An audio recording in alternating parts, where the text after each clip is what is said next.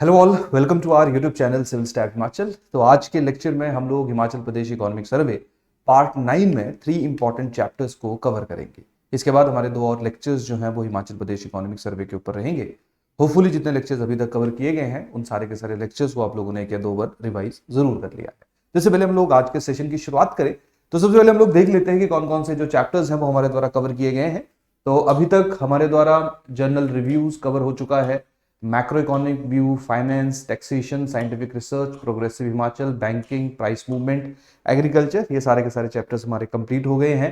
Animal husbandry, forestry, environment, industry, power, ये अभी complete होने के लिए रह गए हैं। Labour employment, tourism, education, social welfare, ये टॉपिक भी हमारे द्वारा कंप्लीट हो गए हैं। तो आज का जो हमारा लेक्चर रहेगा वहां पे हम लोग हेल्थ, रूरल डेवलपमेंट और उसके साथ साथ जो अर्बन डेवलपमेंट है इन स्पेसिफिक टॉपिक्स को कवर करेंगे। और उसके बाद नेक्स्ट जो लेक्चर है उसमें इंफॉर्मेशन टेक्नोलॉजी के साथ साथ पावर, और जो अंतिम लेक्चर है उसमें इंडस्ट्रीज और जो हमारे बाकी फॉरेस्ट एनवायरनमेंट वाले चैप्टर्स बच के उनको कंप्लीट किया जाएगा। क्लियर? तो चलिए आज जो है वो हम लोग सबसे पहले शुरुआत करते हैं हमारे पहले topic that is your health की। अब देखिए, अगर हम लोग हेल्थ की इन जनरल बात करें, जैसे लास्ट वीडियो में अगर आप लोग देखोगे तो वहां पे जो हमारा चैप्टर 15 है दैट इज लिवर, उसको 16 जो है वो गलती से मिसटाइप हो गया था। क्लियर? तो होपफुली जो है आप लोग यहाँ पे ज्यादा कंफ्यूज नहीं होंगे। तो सबसे पहले जो है हम लोग हेल्थ सेक्टर की बात करते हैं। तो देखिए, एक जनरल सा मैं आप लोगों को ओवरव्यू दे देता हूँ, क्योंकि यहाँ पे थोड़े से फैक्ट, स्कीम्स, प्रोग्राम्स हम लोगों को याद रखने पड़ेंगे, मेमोराइज करने पड़ेंगे। और जिस तरह से प्रीलिम्स एग्जामिनेशन रहता है तो वहां पे फैक्चुअल इन्फॉर्मेशन जो है उसकी काफी ज्यादा महत्वता है। और मेंस एग्जामिनेशन की अगर मैं बात करूंगा तो मेंस एग्जामिनेशन में जैसे हमारे कुछ टॉपिक्स हैं सोसाइटी के अंदर, सोशल इश्यूज के अंदर, हिमाचल प्रदेश सोसाइटी के अंदर, जहां पे जैसे चिल्ड्रन से रिलेटेड अगर कोई इशू की अगर हम लोग इन जनरल बात करें, वुमेन से रिलेटेड बात करें, तो उससे संबंधित डाटा जो है वो भी हम लोगों को स्पेसिफिक चैप्टर के अंदर देखने को मिलता है। अब देखिए, जब हम लोग इन जनरल हेल्थ की बात करते हैं तो हेल्थ में हम लोगों को 2-3 चीजों के ऊपर जो वो फोकस करने की आवश्यकता रहती है।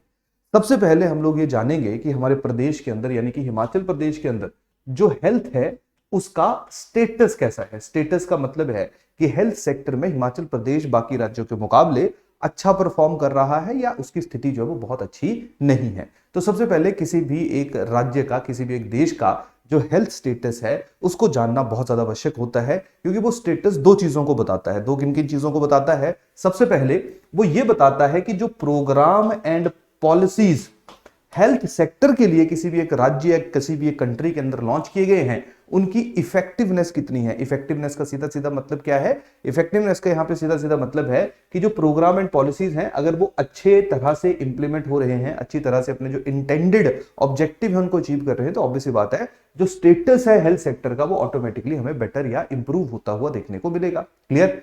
सिमिलरली ये फ्यूचर के लिए एक डायरेक्शंस भी देते हैं कि फ्यूचर के लिए किस किस तरह के प्रोग्राम एंड पॉलिसीज की आवश्यकता है, प्रोग्राम एंड पॉलिसीज की जरूरत है, जिससे जो हेल्थ सेक्टर का अगर स्टेटस खराब है उसको और ज्यादा इंप्रूव किया जाए। जैसे जब मैं हेल्थ सेक्टर के स्टेटस की बात करता हूं तो देखिए, नॉर्मली तो हम लोग जब हेल्थ को डिफाइन करते हैं तो हेल्थ का मायना जो वो फिजिकल हेल्थ ही माना जाता है। फिजिकल हेल्थ का मतलब क्या है कि जैसे किसी को कोई बीमारी तो नहीं है, ट्यूबरक्लोसिस, मलेरिया, डेंगू, इस तरह की डिजीज जो वो क्या हम लोगों को हमारे देश के अंदर जो वो देखने को तो नहीं मिल रही है। अगर मान लीजिए इनके केसेस और उससे साथ में होने वाली मोर्टेलिटी यानी कि जो मृत्यु दर है वो बहुत ज्यादा है, तो इसका सीधा सीधा मतलब है कि हमारे यहाँ पे जो वो हेल्थ का स्टेटस बहुत ज्यादा बेटर नहीं है। इसके साथ साथ हम लोग हेल्थ के स्टेटस को और अलग अलग पैरामीटर्स के साथ भी मेजर करते हैं। जैसे मान लीजिए हम लोग अलग अलग पैरामीटर्स देखते हैं, जैसे इन्फेंट मोर्टेलिटी रेट है। इन्फेंट मोर्टेलिटी रेट का मतलब क्या रहता है? बच्चों की मृत्यु दर, यानी कि जैसे मान लीजिए अगर हमारे देश के अंदर 1000 बच्चे पैदा हुए तो उन 1000 बच्चों में कितने बच्चे जो हैं 1000 लाइव बर्थ यानी कि 1000 जिंदा बच्चे जो पैदा हुए उनमें से कितने बच्चों की जो वो मृत्यु होगी। तो अगर मान लीजिए हम लोग कह रहे हैं कि आईएमआर जो वो 20 है, तो इसका मतलब है कि हर 1000 बच्चे पैदा होने पे 20 बच्चे जो है उनकी मृत्यु हो रही है। क्लियर? तो ध्यान रखना, जिस देश का आईएमआर जो है वो ज्यादा होगा या जिस प्रदेश का आईएमआर जो है वो ज्यादा होगा, इसका मतलब है वहां पे जो हेल्थ फैसिलिटीज हैं वो बहुत ज्यादा अच्छी, बहुत ज्यादा बेटर नहीं है। सिमिलरली हम लोग एक और पैरामीटर देखते हैं that is your MMR, that is your mother mortality ratio. Clear? तो मदर मोर्टेलिटी रेशियो को जो है देखिए कैसे कैलकुलेट होता है कि जब मदर्स बच्चों को जन्म देती है तो कितनी मदर्स का देहांत हो जाता है। जैसे 1 लाख मदर्स जब बच्चों को जन्म देंगी, एवरेज निकाली जाती है, 1 लाख मदर जब बच्चों को जन्म देगी तो कितनी बच्चों की मृत्यु हो रही है, कितनी मदर्स की मृत्यु हो रही है, इसको हम लोग जो है वो मदर मोर्टेलिटी रेशियो कहते हैं। क्लियर? जैसे मान लीजिए अगर हम लोग कहें कि हमारे देश का जो MMR है वो 100 है, तो इसका सीधा सीधा मतलब है कि 1 लाख मदर्स ने अगर बच्चों को जन्म दिया तो 100 मदर्स की जो है वो बच्चों को जन्म देते हुए मृत्यु हो गई। क्लियर? और ध्यान रखना, जिस भी देश का, देखिए IMR तो बहुत कॉम्प्लिकेशंस हो सकती हैं, लेकिन जिस भी देश का MMR हाई होता है, नॉर्मली मैं आप लोगों को बता देता हूं कि जो डेवलप्ड नेशंस है, यानी कि जहां पे हम लोग कंसीडर करते हैं कि हेल्थ अच्छी है या बुरी है, वहां पे हम लोगों को MMR जो है वो इतना देखने को मिलता है, 1, 2, ये MMR होता है। क्लियर? तो MMR 1, 2 होना जो है वो नॉर्मल है, लेकिन जब हम लोग देखते हैं कि किसी प्रदेश का, किसी राज्य का MMR जो है वो आपका 200 है, 250 है, तो वहां से कहीं ना कहीं पता चलता है कि उस राज्य की जो हेल्थ स्टेटस है, हेल्थ की परिस्थिति या सिचुएशन है, वो बहुत ज्यादा अच्छी नहीं है। क्लियर? तो सबसे पहले हमारा ये जो स्पेसिफिक चैप्टर रहेगा, इसमें हम लोग इन्हीं चीजों के ऊपर जो वो फोकस करेंगे। फोकस करने का मतलब क्या है कि सबसे पहले हम लोग हेल्थ के पैरामीटर्स को समझेंगे। क्लियर? हेल्थ के पैरामीटर्स के साथ साथ जब हम लोग प्रोग्राम एंड पॉलिसीज को देखेंगे, और उसके साथ साथ हम लोग देखेंगे कि हमारे प्रदेश के अंदर प्रोग्राम पॉलिसीज के साथ साथ किस किस तरह का इंफ्रास्ट्रक्चर जो है वो हेल्थ सेक्टर को और ज्यादा रोबस्ट और ज्यादा बेटर करने के लिए लॉन्च किया गया। जैसे स्पेसिफिक टाइम पे आप लोग हिमाचल प्रदेश को अगर थोड़ा सा भी ऑब्जर्व करते होंगे तो आप लोग एक चीज देख रहे हो कि किसी जमाने में तो क्या 10-12 साल पहले की मैं बात कर रहा हूं, उस समय ऐसा हुआ करता था कि सिर्फ IGMC ही एक मेन जो है वो आपका हॉस्पिटल हुआ करता था, यानी कि जब भी कोई थोड़ी सी बीमारी खराब हो जाती थी तो सब लोग जो IGMC भागा करते थे, और IGMC से नहीं होता था तो फिर PGI आया करते थे। क्लियर? इस स्पेसिफिक टाइम पे हम लोग देखते हैं, जैसे टांडा भी नो डाउट मेडिकल कॉलेज है, लेकिन टांडा में उतनी ज्यादा फैसिलिटीज हमें देखने को नहीं मिलती थी। अब हालांकि जैसे जैसे समय आगे बढ़ रहा है वैसे वैसे वहां पे जो बेसिक फैसिलिटीज हैं उनमें भी हम लोगों को इंप्रूवमेंट होती हुई देखने को मिलती है। लेकिन हम लोग देख रहे हैं कि आजकल बड़े जो है ना, जैसे एम्स खुलना शुरू हो गया, नीर चौक में कॉलेज खुल गया, हमीरपुर में जो मेडिकल कॉलेज जो है उसको ओपन कर दिया गया, 5-6 कॉलेज जो अब हमें हिमाचल प्रदेश के अंदर देखने को मिल रहे हैं। ज्यादा कॉलेजेस का मतलब है ज्यादा डॉक्टर्स प्रोड्यूस होंगे, ज्यादा डॉक्टर्स प्रोड्यूस होने का मतलब है हर एक जगह के ऊपर हमें जो है वो क्वालिफाइड डॉक्टर देखने को मिलेगा, जिसके कारण जो बेसिक हेल्थ फैसिलिटीज है, क्लियर, या उसके साथ साथ जो बड़ी ही हमारे यहाँ पे जानलेवा बीमारियां हैं उनको खत्म करने की जो पॉसिबिलिटी है या उनको टैकल करने की जो संभावना है वो ऑटोमेटिकली इंक्रीज हो जाएगी। तो इन जनरल जब हम लोग हिमाचल प्रदेश की बात करते हैं तो पूरे देश में हिमाचल प्रदेश जो वो अच्छा खासा परफॉर्म कर रहा है। धीरे धीरे डाटा की सहायता से भी आप लोगों को पता चल जाएगा कि मेरे द्वारा ये जो है ये स्पेसिफिक स्टेटमेंट क्यों देगी। क्लियर? तो पहला तो हेल्थ वाले चैप्टर में इस तरीके से चीजों को समझा जाता है। दूसरा, अब देखिए जब हम लोग हेल्थ की बात करते हैं तो हेल्थ में कुछ वल्नरेबल सेक्शंस होते हैं। वल्नरेबल सेक्शन का मतलब क्या है? जिनकी हेल्थ चाहे हमारे सामाजिक कारणों से चाहे आर्थिक कारणों से जो है वो इन जनरल अच्छी नहीं है। जैसे यहां पे स्पेसिफिकली बात की जाएगी वुमेन की।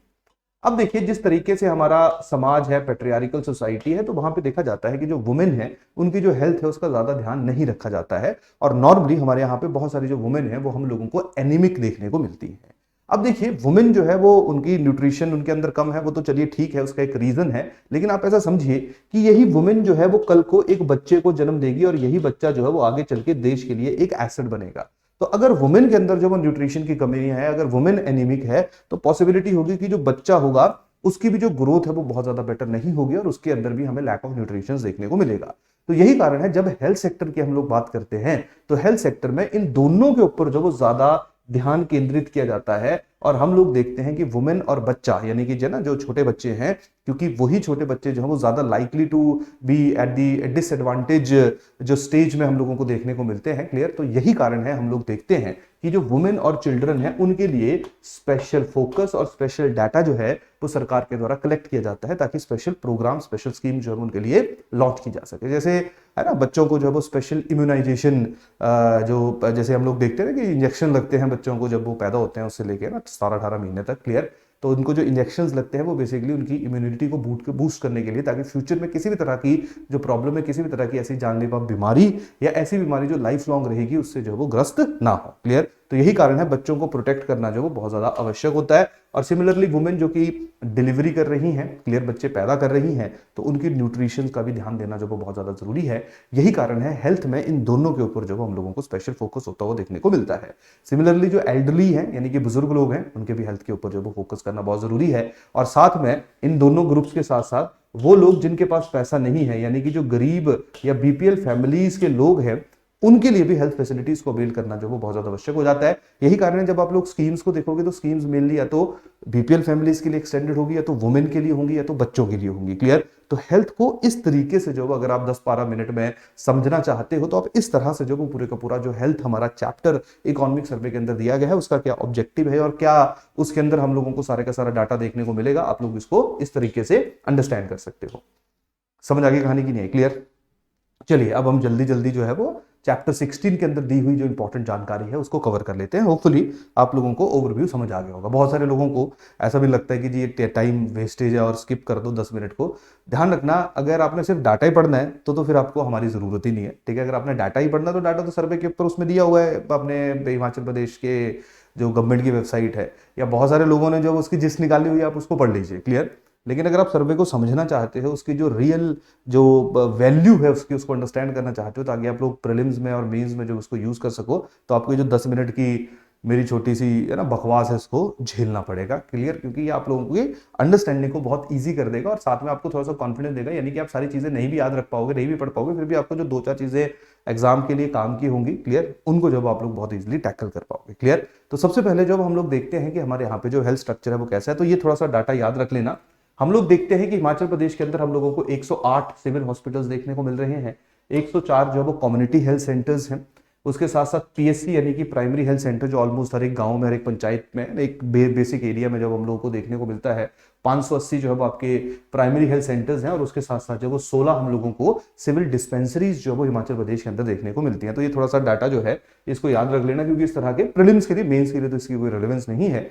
प्रीलिम्स के लिए डाटा जो याद रख लेना, क्योंकि इस तरह के जो इन्फॉर्मेशन है वो हम लोगों ने हमारे एग्जाम के अंदर जरूर देखी हुई है। क्लियर? अब चलिए धीरे धीरे जो हम लोग देख लेते हैं कि जो हमारे यहाँ पे अलग अलग इंडिकेटर्स हैं, डाटा है, जो अलग अलग पैरामीटर्स हैं जिनकी सहायता से हेल्थ का स्टेटस जाना जाता है, उनमें क्या क्या डाटा हमें इस बार के इकोनॉमिक सर्वे के अंदर देखने को मिला।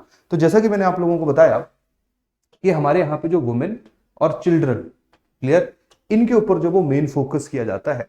तो इन जनरल जब भी, जैसे अगर आज से 25-30 साल पहले की भी बात की जाए, क्लियर, तो उस स्पेसिफिक समय में क्या हुआ करता था कि जब भी बच्चे पैदा होते थे तो बच्चे घरों में पैदा हुआ करते थे। क्लियर? उस समय ऐसा नहीं था कि हॉस्पिटल वगैरह में बच्चे पैदा हो रहे हैं, अनटिल और अनलेस जो है वो किसी के घर के नजदीक हॉस्पिटल ना हो और कोई इंसान जो है हिमाचल प्रदेश के अंदर शहरों में ना रह रहा हो। उस समय जो है वो इतनी ज्यादा फैसिलिटीज नहीं थी, इतनी ज्यादा अवेयरनेस नहीं थी और लोग, बच्चे जो है वो घरों में पैदा हुआ करते थे। अब बच्चों का घर में पैदा होने का नुकसान देखिए क्या है। देखिए, जब बर्थ होती है तो उसमें बहुत सारी कॉम्प्लिकेशंस हो सकती हैं। कभी कभी जो मदर है उनका बहुत ज्यादा ब्लड लॉस होता है। क्लियर? तो घरों में जो इस तरह का प्रावधान, इस तरह की जो है वो ऑप्शंस नहीं होते थे कि मदर को जो वो ब्लड चढ़ाया जा सके, जिसके कारण हम लोग देखते थे कि मदर्स की जो वो मृत्यु होती थी बच्चों को जन्म देते हुए।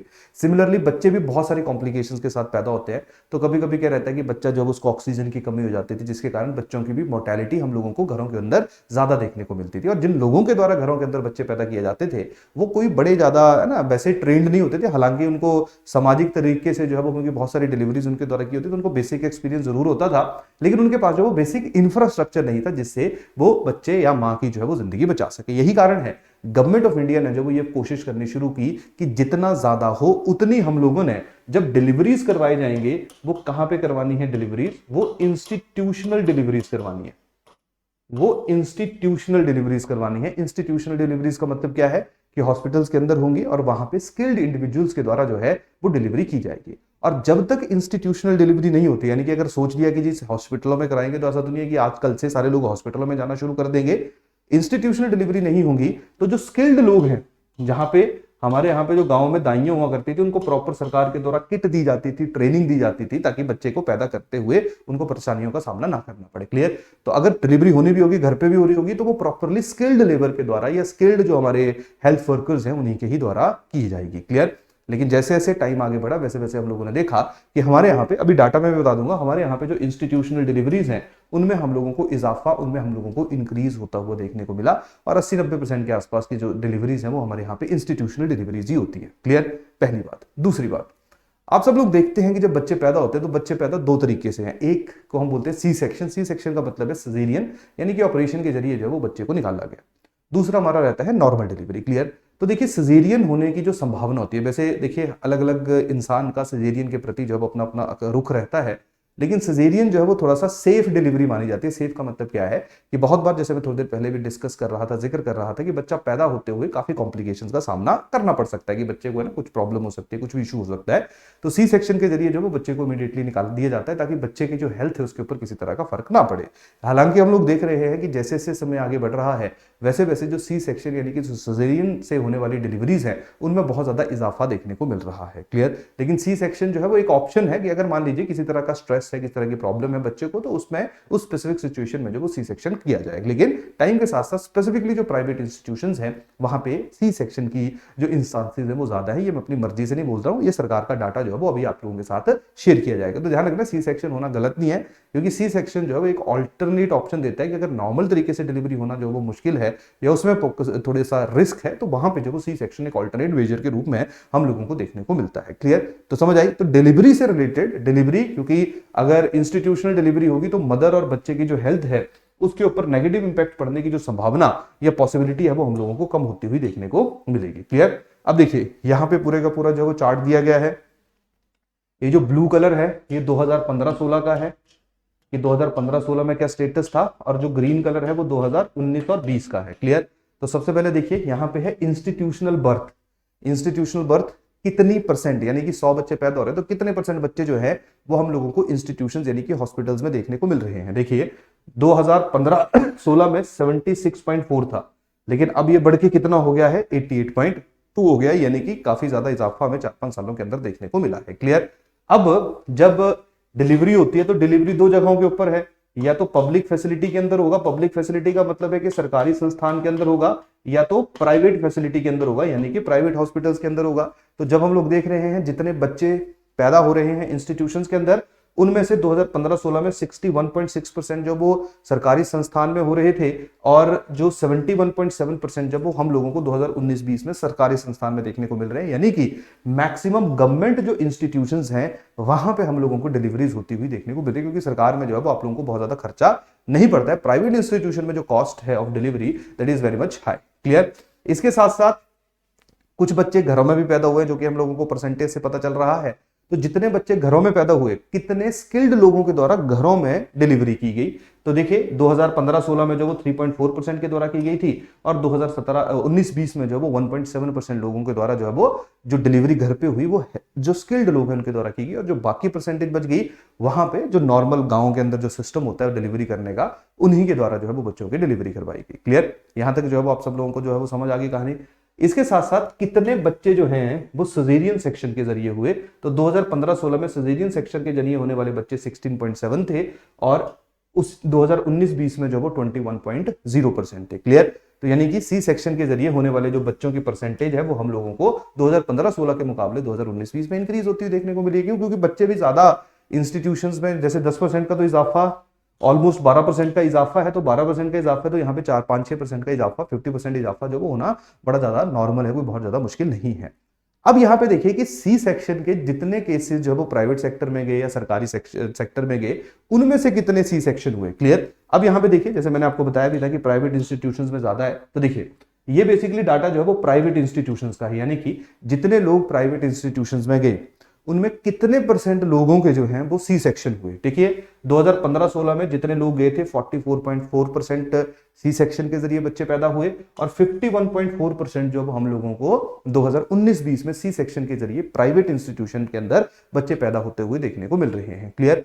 अगर हम लोग सरकारी संस्थान की बात करें तो जितने लोग सरकारी संस्थान में गए 16.4% सी सेक्शन के जरिए हुए थे 2015-16 में बच्चे, और 17.4% हुए 2019-20 में। तो आप लोग यहां पे देख लीजिए कि जो प्राइवेट इंस्टीट्यूशन है वहां पे सी सेक्शन से होने वाले बच्चे 50% के आसपास है जितने लोग जा रहे हैं, और जैसे हमने देखा कि मेजोरिटी ऑफ लोग जो है वो अभी भी हमारे यहाँ पे सरकारी संस्थान में जाते हैं, सरकारी इंस्टीट्यूशन में जाते हैं, लेकिन सरकारी इंस्टीट्यूशन के अंदर जो सी सेक्शन से होने वाले बच्चों की परसेंटेज है 2019-20 में वो सिर्फ कितनी है, 17.4% है। देखिए समझ आ रही कहानी यहाँ पे कि नहीं आ रही। ठीक है। अब तो चलिए आजकल बड़ी चीजें चलनी शुरू हो चुकी हैं कि लोग जो है वो बच्चा पैदा करते हुए खुद ही डिसाइड कर लेते हैं कि इस टाइम पे जो बच्चा पैदा करना ये मुहूर्त होना चाहिए। तो आजकल चीज़ों की कमर्शियलाइजेशन बहुत ज़्यादा हो चुकी है, लेकिन प्राइवेट सेक्टर जो है आप लोगों को हर तरह के ऑप्शन देता है। तो यहाँ पे सही गलत बोलना जो है वो अभी स्पेसिफिक चीज़ के ऊपर तो मैं कोई कमेंट नहीं करूंगा, लेकिन जो डाटा है वो आप सब लोगों के यहाँ पे सामने है। क्लियर। यहाँ तक सब लोगों को कहानी समझ आ गई। अब चलिए दूसरा डाटा की तरफ मूव करते हैं। दूसरा डाटा हमारा है दैट इज योर वैक्सीनेशन। तो जैसे मैंने आपको बताया वुमेन और उसके बाद चिल्ड्रन, फिर इसके बाद हम लोग देखेंगे कितने लोग पैदा हो रहे हैं, यानी कि पैदा होते हुए, ठीक है, क्या हम लोगों को सेक्स रेशियो देखने को मिल रहा है, क्लियर, कितने लोग पूरे साल के अंदर जो है वो उनकी मृत्यु हो रही है, कितने लोग पैदा हो रहे हैं, फिर और कितनी परसेंटेज पॉपुलेशन में हमें इजाफा देखने को मिल रहा है, इन सारी की सारी चीजों को जो वो समझा जाएगा, क्लियर। अब देखिए चाइल्ड, बच्चा पैदा हो गया और बच्चे को इम्यून करना जो वो बहुत ज्यादा आवश्यक है, बहुत ज्यादा जरूरी है। तो यही कारण है हमारे यहाँ पे अलग अलग तरह की जो इम्यूनाइजेशन वैक्सीन है उनको लगाया जाता है। जैसे बीसीजी की वैक्सीन लगाई जाती है या डीपीटी की वैक्सीन लगाई जाती है। बीसीजी की जो वो ट्यूबरक्लोसिस के लिए है, जो डीपीटी की है वो डिप्थीरिया के लिए, पर्टुसिस के लिए, पर्टुसिस मतलब जिसको आप लोग काली खांसी कहते हो, या टिटनस के लिए जो बच्चे को जो वो पहले ही लगाई जाती है, क्लियर। तो यहाँ पे जब आप लोगों को समझने की आवश्यकता है कि कितने परसेंट बच्चे जो उनको वैक्सीनेशन लग रही है अलग अलग तरह की, क्लियर। तो देखिए अगर हम लोग 12 से 24 साल के बच्चे की बात करें तो डीपीटी वैक्सीन जो है वो 2019-20 में 96.1% बच्चों को लगी, मतलब ऑलमोस्ट 100% के आसपास है। उससे पीछे सिर्फ 85% ही लगी थी, क्लियर। अगर हम लोग पोलियो वैक्सीन की बात करेंगे तो 90.1% बच्चे ऐसे हैं जिनको पोलियो वैक्सीन पिलाई गई। उससे 2015-16 में ये संख्या सिर्फ 82.4% थी। बीसीजी की अगर हम बात करेंगे तो ऑलमोस्ट 98.2% बच्चे ऐसे हैं जिनको बीसीजी की वैक्सीन हो गई, क्लियर, और 94.8 बच्चे 2015-16 में थे जिनको बीसीजी की वैक्सीन लगाई गई थी, क्लियर। इसके साथ साथ ये जो जानकारी है वो हमें कहां से मिली है, तो देखिए जानकारी दो तरीके से मिलती है। ये तो माँ को याद होता है कि हाँ जी मैंने पिलाई थी दवाई या लगाई थी, या पोलियो पिलाया था कि नहीं लिखाया था। दूसरा क्या होता है कि प्रॉपर एक हेल्थ कार्ड बनते हैं बच्चों के, वैक्सीनेशन कार्ड बनता है, उस वैक्सीनेशन कार्ड पे टिक होता रहता है कि बच्चे को जो है वो कौन कौन सी वैक्सीन दी गई, क्लियर। तो इस स्पेसिफिक टाइम पे 96.4% 2019-20 में बच्चे ऐसे थे, यानी कि जो हमारे पास वैक्सीन की पूरी डिटेल है ये उनके वैक्सीनेशन कार्ड के जरिए ही हम लोगों को वो सारे का सारा डाटा जो है वो पता लगा। और मदर की जो दिमाग, मतलब मदर की जो मेमोरी है उसके ऊपर जो है वो हम लोग 89.3% जो बच्चे हैं उनकी रिपोर्ट को एक्सट्रैक्ट करते हैं, यानी कि जो डाटा हमारे द्वारा इकट्ठा किया गया वो या तो मदर की मेमोरी के ऊपर आधारित है, मदर ने को याद रहा कि उसने कितना जो इंजेक्शन बच्चे को लगवाया हुआ, कितनी वैक्सीनेशन लगवाई थी, या जो वैक्सीनेशन कार्ड बच्चे का है उसके आधार के ऊपर जो नॉर्मली हम लोग देखते हैं कि आशा वर्कर्स जो है उसमें डायरेक्टली हम लोगों को ग्रामीण क्षेत्रों के अंदर जो इन्वॉल्व होती हुई देखने को मिलती है, क्लियर। तो समझ आ गया यहाँ पे चाइल्ड वैक्सीनेशन के बारे में। तीसरा डाटा हमारा है यहाँ पे आप लोगों का पहला है birth rate, death rate, infant mortality rate और natural growth rate. Natural growth rate समझा देता हूं क्या है, पहले समझिए बर्थ रेट क्या है। बर्थ रेट नॉर्मली सीबीआर होता है, क्रूड बर्थ रेट होता है। यहां पे क्या देखा जाता है कि जैसे मान लो यहां पे देखा जाता है कि जितनी टोटल पॉपुलेशन है, जितने बच्चे पैदा हुए, जैसे मान लीजिए टोटल बच्चे जो है वो, टोटल पॉपुलेशन जो है वो 1 लाख है और टोटल बच्चे जो है वो पैदा कितने हो गए, 1000 बच्चे टोटल पैदा हुए, क्लियर। तो यहां पे एवरेज निकाली जाएगी। एवरेज का मतलब है कि अगर 1 लाख में टोटल 1000 बच्चे पैदा हुए तो 1000 में जो वो टोटल कितने बच्चे पैदा होंगे, क्लियर। तो 1000 में जो वो टोटल कितना बच्चा पैदा हुआ, 100 बच्चा पैदा हुआ। मतलब जो बर्थ रेट है वो बेसिकली जितनी उस एरिया की टोटल मिड ईयर पॉपुलेशन है उसके आधार के ऊपर कैलकुलेट की जाती है कि जितनी टोटल पॉपुलेशन है तो साल के मिड में जितने टोटल बच्चे पैदा हुए उस पूरे के पूरे साल में उसको डिवाइड कर दिया जाता है और देखा जाता है कि अगर हम इसी एवरेज को निकाल लें कि 1000 पॉपुलेशन के ऊपर जो वो कितने बच्चे हमें पैदा होते हुए देखने को मिलेंगे, उसका मुख्य लोग क्या कह देते हैं, that is birth rate. Death rate भी सेम कैलकुलेट होती है कि 1000 जितने लोग मरे फिर उनको कैलकुलेट किया जाता है कि अगर हम ऐसा कैलकुलेट करेंगे अच्छा करोड़ों में से है ना लाखों लोग मर गए तो 1000 के ऊपर कितने लोग जो है वो हमें मरते हुए देखने को मिलेंगे, उसके आधार पर डेथ रेट आ जाती है, ठीक है जी। और जो बर्थ रेट और डेथ रेट के बीच का गैप है उसको हम लोग क्या बोल देते हैं, that is your natural growth rate. Natural growth rate मतलब पॉपुलेशन कितनी बड़ी, जैसे मान लो किसी की बर्थ रेट 10 है, ठीक है जी, किसी एरिया की बर्थ रेट 10 है और जो मृत्यु दर है वो 5 है, ठीक है जी, यानी कि 10 बच्चे पैदा हुए और 5 बार या ना 10 लोग 10 बच्चे नहीं पैदा हुए और 5 बुढ़े मर गए या 5 लोग मर गए, क्लियर। तो टोटल ग्रोथ रेट कितनी होगी, 5, यानी कि 5 नए लोगों का इजाफा होगा क्योंकि 5 लोगों की तो मृत्यु होगी। तो ये हमारा नेचुरल ग्रोथ रेट है। और लास्ट में हमारा है that is your infant mortality rate, यानी कि बच्चों की मृत्यु दर। तो कितने बच्चों की मृत्यु जो है वो हम लोगों को देखने को मिलती है, इसके बारे में मैंने लेक्चर की शुरुआत में बताया था कि आईएमआर को किस तरह से जो है वो हमारे द्वारा कैलकुलेट किया जाता है, क्लियर, समझ आ गई कहानी सब लोगों को। अब देखिए बर्थ रेट क्या है, तो थोड़ा सा ध्यान रखना है आप सब लोगों ने। बर्थ रेट की अगर हम बात करें तो इंडिया का जो बर्थ रेट है वो 19.5 है, 19.5 है। अगर आपको पढ़ा नहीं जा रहा है तो याद कर लेना इसको, ठीक है जी। अगर हम लोग हिमाचल प्रदेश की बात करेंगे तो हिमाचल का जो बर्थ रेट है वो 15.3 है। अब देखिए बर्थ रेट जो है वो कम होना क्या क्या दर्शाता है। बर्थ रेट कम होना जो है वो ये दर्शाता है कि जो समाज है उसने जो प्रॉपर फैमिली प्लानिंग है उसको जो है वो इंप्लीमेंट कर दिया हुआ है, और बहुत ज्यादा इजाफा हम लोगों को जो बर्थ रेट है यानी कि ज्यादा बच्चे हमें पैदा होते हुए नहीं देखने को मिलेंगे, क्योंकि जितने ज्यादा बच्चे पैदा होंगे उतनी ही पॉपुलेशन जो है वो हमारी इंक्रीज होगी, और स्पेसिफिक टाइम पे वैसे भी हम पूरी दुनिया की सबसे पॉपुलेटेड नेशन, पॉपुलेटेड कंट्री जो है वो वैसे ही बन चुके हैं। तो इसका मतलब है कि हमारे यहाँ पे नेशनल एवरेज से कम है, तो इसका मतलब है कि बर्थ रेट में हिमाचल प्रदेश जो है वो अच्छा परफॉर्म कर रहा है। क्लियर?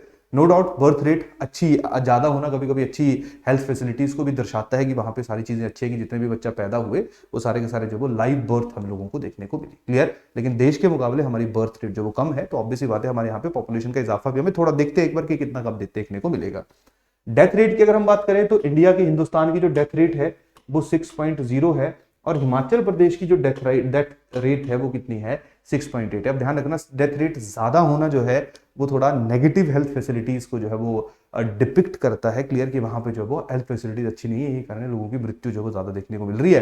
तो हमारे यहाँ पे इंडिया की जो एवरेज यानी कि नेशनल एवरेज है उससे ज्यादा डेथ रेट जो हिमाचल प्रदेश के अंदर देखने को मिलती है, जिसमें कहीं ना कहीं जो नेचुरल रीजन है वो भी बहुत इंपॉर्टेंट रोल प्ले करते हैं, और हमारे यहाँ पे काफी दुर्गम क्षेत्र है जहाँ पे इमीडिएटली हेल्थ फैसिलिटीज नहीं मिल पाती हैं, जिसके कारण भी हम लोगों को डेथ रेट जो इंक्रीज होती हुई देखने को मिल रही है। क्लियर? इनके बहुत ज्यादा नहीं है, लेकिन फिर भी इंडिया के मुकाबले अगर हम कंपेयर करें तो डेथ रेट हमारे यहाँ पे ज्यादा है।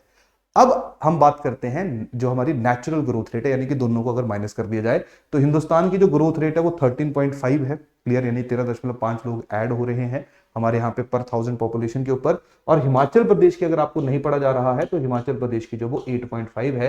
तो यानी कि हमारी जो पॉपुलेशन है as compared to the national population कम रफ्तार से जो इंक्रीज होती हुई देखने को मिल रही है। क्यों? क्योंकि हमारा जो बर्थ रेट है वो थोड़ा कंट्रोल में है, हालांकि डेथ रेट थोड़ी ज्यादा, लेकिन बहुत ज्यादा जो वो डेथ रेट हमें देखने को नहीं मिल रही है। क्लियर? यहां पे कहानी सबको समझ आ गई। अगर हम लोग इन्फेंट मोर्टेलिटी रेट की बात करें तो मैंने थोड़ी देर पहले आपको बताया कि जितनी ज्यादा इन्फेंट मोर्टेलिटी रेट होगी इसका मतलब कि हेल्थ सेक्टर का कवाड़ा है वहां पे। तो हिंदुस्तान लेवल के ऊपर, इंडिया लेवल के ऊपर जो है वो ये 2022-23 का एसआरएस का सर्वे है, इंडिया की हमें 28 देखने को मिल रही है और हिमाचल की हमें 17 देखने को मिल रही है। तो जितनी कम तुम्हारी जो है वो इन्फेंट मोर्टेलिटी रेट होती है इसका मतलब कि उतनी ही बेटर आपकी हेल्थ जो है वो फैसिलिटीज है। क्लियर? तो कहीं ना कहीं आईएमआर कम होना जो वो एक पॉजिटिव चीजों को जो वो दर्शा रहा है। क्लियर? हमारे प्रदेश के अंदर। तो यहाँ पे कहानी सब लोगों को समझ आ गई। तो इस तरह से जो है वो हम लोग पूरे के हेल्थ सेक्टर है उसके पैरामीटर्स को अंडरस्टैंड करते हैं। चलिए अब हम बात करते हैं अगला parameter, that is sex ratio at birth, SRB, यानी कि जब बच्चे पैदा हो रहे हैं तो कितनी फीमेल लड़कियां पैदा हो रही हैं और कितने मेल पैदा हो रहे हैं। क्लियर? तो हमारे यहाँ पे मेल को हमेशा स्टैटिक माना जाता है। स्टैटिक का मतलब है कि मेल को हमेशा 1000 कंसीडर किया जाता है और उस 1000 पे निकाला जाता है कि कितनी लड़कियां हैं। तो जो भी नंबर होगा, जैसे 441 है, इसका मतलब है कि हर 1000 पॉपुलेशन पे हमें 941 लड़कियां पैदा होती हुई देखने को मिल रही हैं। अगर यही संख्या जो वो 1021 है तो इसका मतलब है कि वहां पे लड़कियों की संख्या जो वो लड़कों से ज्यादा रहेगी। तो अगर आप लोग जो वो सेक्स रेशियो एट बर्थ की बात करोगे तो नेशनल एवरेज हमारे यहाँ पे है 934, यानी कि आपको हर 1000 लड़कों के ऊपर जो है वो 934 वुमेन लड़कियां जो वो देखने को मिलेगी पैदा होती हुई कुछ समय में। ध्यान रखना यही फ्यूचर डिसाइड करेगा। क्लियर? हिमाचल के जो नंबर है वो कितना है? 941 है, 941 है। तो नेशनल एवरेज से ज्यादा है लेकिन 1000 से तो बहुत कम है, तो कोई बड़ा पॉजिटिव साइन नहीं है। हाँ ये है कि हिमाचल से हम लोगों को थोड़ा सा बेटर देखने को, या बाकी हिंदुस्तान से हम लोगों को, नेशनल एवरेज से हम लोगों को थोड़ा बेटर देखने को मिल रहा है। चंडीगढ़ देखो 892 है, 892 जो हम लोगों को देखने को मिल रहा है। क्लियर? तो हिमाचल प्रदेश जो वो थोड़ा अच्छा परफॉर्म कर रहा है। इससे हिमाचल से जितने राज्यों का पूरा डाटा दिया गया है सिर्फ लद्दाख जो है वो ही हिमाचल प्रदेश से बेटर परफॉर्म कर रहा है। तो ये आपका health management information system report है 2022 की, जिसके जरिए जो एसआरबी को हिमाचल प्रदेश के लिए रिलीज किया गया। तो सारे का सारा डाटा जो है उसको आप लोगों ने अपने दिमाग में, अपने जहन में रख लेना है, और आपके एग्जाम के अंदर जो है सारी की सारी चीजें आप लोगों को काम में आती हुई देखने को मिलेगी। क्लियर? तो जैसे मैंने बताया था कि जो हमारा हेल्थ वाला चैप्टर है उसमें सबसे पहले हेल्थ के स्टेटस को अंडरस्टैंड किया जाएगा, जो कि हम लोगों ने किया। अब हम लोग देखेंगे कि कौन कौन सी प्रोग्राम्स हैं, फिर देखा जाएगा कि कौन कौन से इंस्टीट्यूशंस, किस किस तरह का इंफ्रास्ट्रक्चर जो है वो हिमाचल प्रदेश के अंदर लॉन्च किया गया। तो स्कीम जो है वो आपने सारे के सारे जो है वो रीड करनी है, पढ़नी है। थोड़ा थोड़ा मैं आप लोगों को इन स्कीम्स के बारे में बता देता हूँ। ये सारी की सारी जो स्कीम्स है मैक्सिमम स्कीम्स नेशनल लेवल की स्कीम्स है, हालांकि कुछ स्कीम जो है हम लोगों को जो राज्य लेवल है, स्टेट लेवल है, उसके ऊपर भी देखने को मिलती है। जैसे सबसे पहले स्कीम है national vector borne disease control programme. तो जैसे हम लोग देखते हैं वेक्टर बॉर्न डिजीज का मतलब है जैसे मलेरिया है, डेंगू है, जिसका एक कैरियर होता है, जो बीमारी को जो है वो है ना, जैसे मच्छर है वो अलग अलग इंसान को काटेगा तो उससे जो है वो हम लोग देखेंगे कि ये बीमारी हो रही है। तो इस तरह की जो बीमारियां हैं उनको कंट्रोल करने के लिए जो वो सरकार के द्वारा, ये केंद्रीय सरकार के द्वारा जो स्कीम को लॉन्च किया गया है। तो हम लोगों ने चीज ऑब्जर्व की है कि 2022-23 में हिमाचल प्रदेश के अंदर जब हम लोगों को एक भी मलेरिया से होने वाली मृत्यु जो है वो देखने को नहीं मिली है। पहले मलेरिया डेंगू से काफी ज्यादा जो मृत्यु है वो हम लोगों को देखने को मिलती थी। क्लियर। दूसरा है नेशनल लेप्रोसी इरेडिकेशन प्रोग्राम।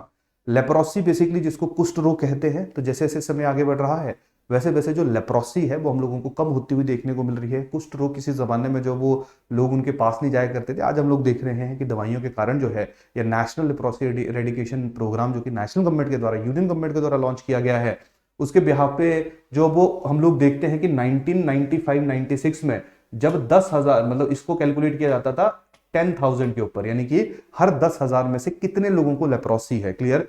वो थी 1995-96 में 5.14 और 2022-23 तक आते आते हम लोगों को ये 0.14 ही देखने को मिल रही है, यानी कि काफी इंप्रूवमेंट हुई है। लेप्रोसी जो ऑलमोस्ट इरेडिकेट हो गया है। क्लियर। इसके साथ साथ जब हम लोग बात करेंगे नेशनल ट्यूबरक्लोसिस एलिमिनेशन प्रोग्राम की, जिसमें मेन ऑब्जेक्टिव ये है कि किस तरह से जो वो टीबी को एलिमिनेट किया जाए, किस तरीके से जो टीबी के मरीज हैं उनको प्रॉपर न्यूट्रिएंट्स दिए जाएं। सरकार के द्वारा फ्री जो दवाइयां हैं वो टीबी के जो पेशेंट हैं उनको दी जाती है, क्योंकि टीबी क्योरेबल है, लेकिन अगर इसको प्रॉपर्ली क्योर ना किया जाए तो ये जानलेवा साबित हो सकती है। तो यही कारण है नेशनल टीबी एलिमिनेशन प्रोग्राम के अंतर्गत हम लोग देख रहे हैं कि गवर्नमेंट के द्वारा जो वो बहुत सारे फंड्स लोगों को प्रोवाइड किए जाते हैं न्यूट्रिशियस फूड जो है वो प्रोवाइड करने के लिए। सरकार के द्वारा जो वो मॉनिटरी असिस्टेंस, मॉनिटरी हेल्प भी इस स्पेसिफिक प्रोग्राम के अंदर हम लोगों को देखने को मिलती है। क्लियर। सेम प्रोग्राम ये नेशनल लेवल का प्रोग्राम है। हिमाचल प्रदेश के अंदर भी chief minister tuberculosis prevention scheme हमें देखने को मिल रही है। ट्रांसजेंडर्स के लिए जो वो स्माइल प्रोग्राम सरकार के द्वारा लॉन्च किया गया है, जिसमें 1405 पर्सन को जब वो बेनिफिट मिला है। साथ में ब्लाइंडनेस, जैसे हम लोग देखते हैं कि जैसे कोई वृद्धावस्था में ना थोड़ी सी एज होनी शुरू हो जाती है तो वहां पे जब उसको ना मोतिया होना शुरू हो जाता है, तो उसका ऑपरेशन जो है वो यहाँ पे, यानी कि जो ब्लाइंडनेस है ना, एज रिलेटेड ब्लाइंडनेस है, उसको उसको खत्म करने के लिए हम लोग देखते हैं कि हिमाचल प्रदेश के अंदर जो है वो इसी स्पेसिफिक प्रोग्राम के अंदर जो है वो 27,365 जो कैटरेक्ट के ऑपरेशंस हैं वो हम लोगों को 2022 तक जो है वो होते हुए देखने को मिले हैं। क्लियर। इसके साथ साथ किस तरीके से जो वो फैमिली प्लानिंग की जाए ताकि बहुत सारा बच्चे जो है ना बढ़े, नेशनल फैमिली वेलफेयर प्रोग्राम उसके लिए सरकार के द्वारा लॉन्च किया गया।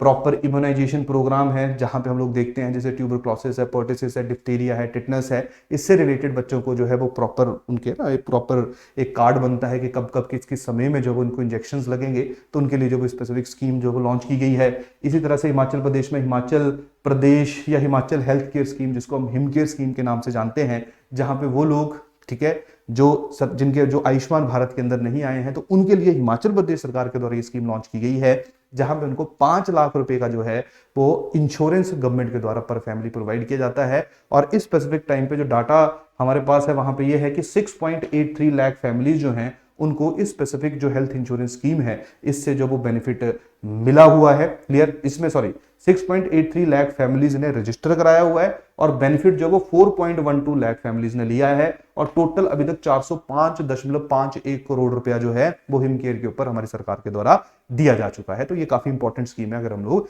हिमाचल प्रदेश की स्कीम की बात करें। क्लियर। इसी तरह की स्कीम नेशनल गवर्नमेंट के द्वारा लॉन्च की गई है, that is your Ayushman Bharat scheme, जहां पे भी 5 लाख का इंश्योरेंस जो है वो सरकार के द्वारा प्रोवाइड किया जाता है। इसके साथ साथ cancer, diabetes, adolescent health programme, sanitary napkin वगैरह जो सरकार के द्वारा दिए गए। जननी सुरक्षा योजना प्लस, जननी सुरक्षा योजना का मेन ऑब्जेक्टिव है कि किस तरह से जो वो इंस्टीट्यूशनल डिलीवरीज को प्रमोट किया जाए और वो लोग जो इंस्टीट्यूशंस के अंदर डिलीवरीज करवा रहे हैं उनको प्रॉपर मॉनिटरी हेल्प दी जाए। तो इवन अगर मान लीजिए कोई जो है वो इंस्टीट्यूशंस के अंदर डिलीवरी नहीं करवा पा रहा है और वो बीपीएल फैमिली को बिलोंग कर रहा है, तो सरकार उसको 500 रुपया देती है, और अगर कोई इंस्टीट्यूशनल डिलीवरी करा रहा है तो स्पेसिफिक स्कीम के अंतर्गत जो वो 1000 रुपया गवर्नमेंट के द्वारा उस फैमिली या उस परिवार को दिया जाता है। क्लियर। सिमिलरली जननी शिशु सुरक्षा कार्यक्रम, इसका जो मेन ऑब्जेक्टिव है, इसका मेन ऑब्जेक्टिव ये है कि किस तरह से जो है वो मदर और बच्चा, जैसे मान लीजिए बच्चा पैदा हो गया तो उसके 1 साल तक जो है उसको प्रॉपर प्रोटेक्शन जो है मदर को भी और बच्चे को भी, क्योंकि दोनों को ही उसके पोस्ट डिलीवरी जो है वो काफी केयर की आवश्यकता होती है, तो उस केयर को प्रोवाइड करने के लिए जो वो जननी शिशु सुरक्षा कार्यक्रम जो है उसको सरकार के द्वारा लॉन्च किया गया, जिसमें 1,09,401 वुमेन जो है उनको प्रॉपर प्रोटेक्शन मिली है। नेक्स्ट है प्रधानमंत्री सुरक्षित मातृत्व अभियान, इसका मेन ऑब्जेक्टिव है कि किस तरीके से, जैसे हम लोग देखते हैं कि जब ना वुमेन प्रेग्नेंट होती है तो जैसे जैसे टाइम आगे बढ़ता है वैसे वैसे कॉम्प्लिकेशंस होने की संभावना ज़्यादा हो जाती है। तो कैसे जो हाई रिस्क प्रेगनेंसीज उनको प्रॉपर्ली टैकल किया जाए, उसके लिए जो वो प्रधानमंत्री सुरक्षित मातृत्व अभियान जो है वो उसकी प्रॉपर लॉन्च किया गया है। साथ में बच्चों की हेल्थ को इंप्रूव करने के लिए एनीमिया मुक्त भारत की बात की गई है, जहां पे जितने भी बच्चे 6 साल से लेके 5 साल के हैं उनको जो वो आयरन सिरप दिया जाता है। गवर्नमेंट स्कूल्स 6 साल से लेकर 10 साल में जितने भी बच्चे जा रहे हैं उनको पिंक टैबलेट दी जाती है। इसके साथ साथ जो प्रेग्नेंट वुमेन है उनको आयरन फॉलिक एसिड की टैबलेट दी जाती है, ताकि जो एनीमिया हम लोगों को वुमेन या बच्चों के अंदर देखने को मिल रहा है उसको रिमूव किया जा सके।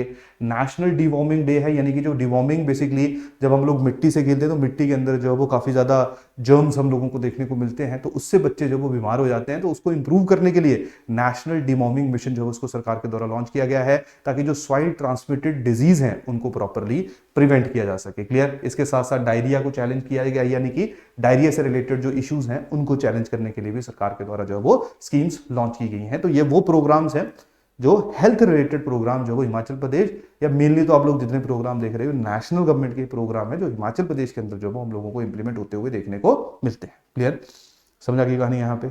तो ये दूसरा हिस्सा है, यानी कि कौन कौन से जो प्रोग्राम्स हैं वो हम लोगों को हमारे प्रदेश के अंदर लॉन्च होते हुए देखने को मिलते हैं।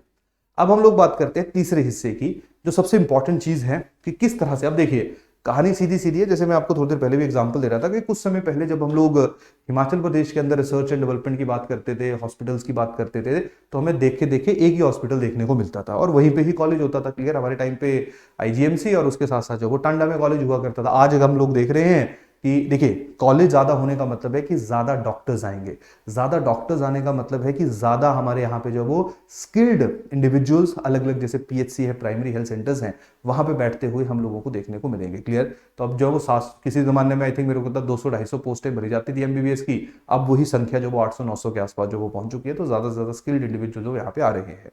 इसके साथ साथ जो वो टॉप हाई स्पेशलिटी जो इंस्टीट्यूशंस हैं, मल्टी स्पेशलिटी इंस्टीट्यूशन, जो बहुत खतरनाक बीमारियां हैं उनको टैकल करने के लिए अलग अलग जगहों के ऊपर जो वो सुपर स्पेशलिटी इंस्टीट्यूशन जो उनकी भी शुरुआत की जा रही है।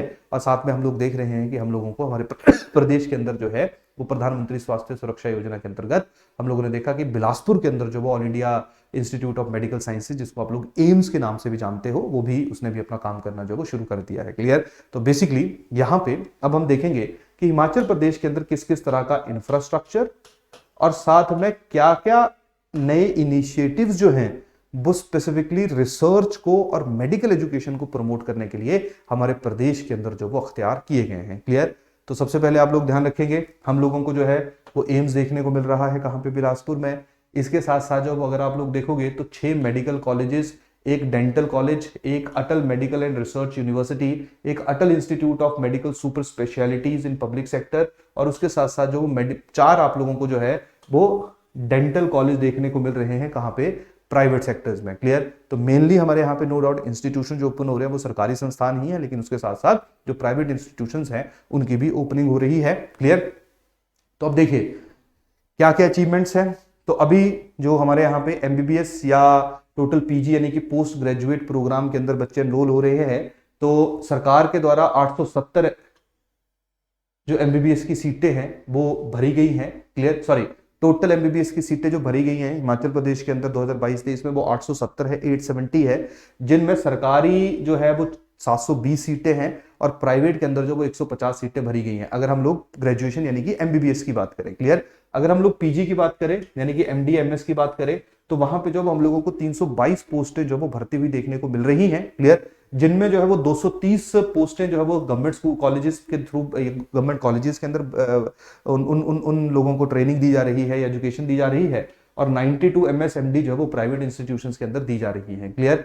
और इसके साथ साथ हम लोग अगर हम बात करें तो किन किन कॉलेजेस में सारे के सारे जो हमारी स्पेसिफिकली पीजी एमजी हम जो लोगों को देखने को मिल रही है, तो यहाँ पे आपका आईजीएमसी है, ठीक है। इसके साथ साथ Rajendra Prasad government medical college है, आपका कांगड़ा टांडा के अंदर Lal Bahadur Shastri government medical college है, नेरचौक के अंदर महर्षि मार्केंडेश्वर मेडिकल कॉलेज जो आप लोगों को देखने को मिल रहा है सोलन डिस्ट्रिक्ट में कुमारहट्टी के अंदर। तो यहाँ पे जो आप लोग अलग अलग तरह के जो प्रोग्राम्स हैं वो रन होते हुए देखने को आप लोगों को मिल रहे हैं। सिमिलरली ये एमबीबीएस की बात होगी, एमएस और एमबीडी की बात होगी। अगर हम लोग बात करें डेंटल बीडीएस या एमडीएस की, तो वहां पे जो वो 295 बैचलर या बीडीएस सीट्स जो हम लोगों को देखने को मिलती है, जिनमें से 96 सीट्स जो वो एमडीएस के लिए हैं। क्लियर। साथ में नर्सिंग की अगर हम बात करेंगे तो वहां पे हम लोगों को 334 सीट जो वो auxiliary nurse midwife ANM training के अंदर देखने को मिल रही हैं, और साथ में 1610 सीटें जो है वो हम लोगों को general nursing and midwifery GNM course के अंदर जो वो देखने को मिल रही हैं। तो इस तरह से जो है नर्सिंग की बात की जाए, बीडीएस की बात की जाए, या इन जनरल जो है वो हमारे यहाँ पे एमबीबीएस एमडी की बात की जाए, तो नंबर ऑफ जो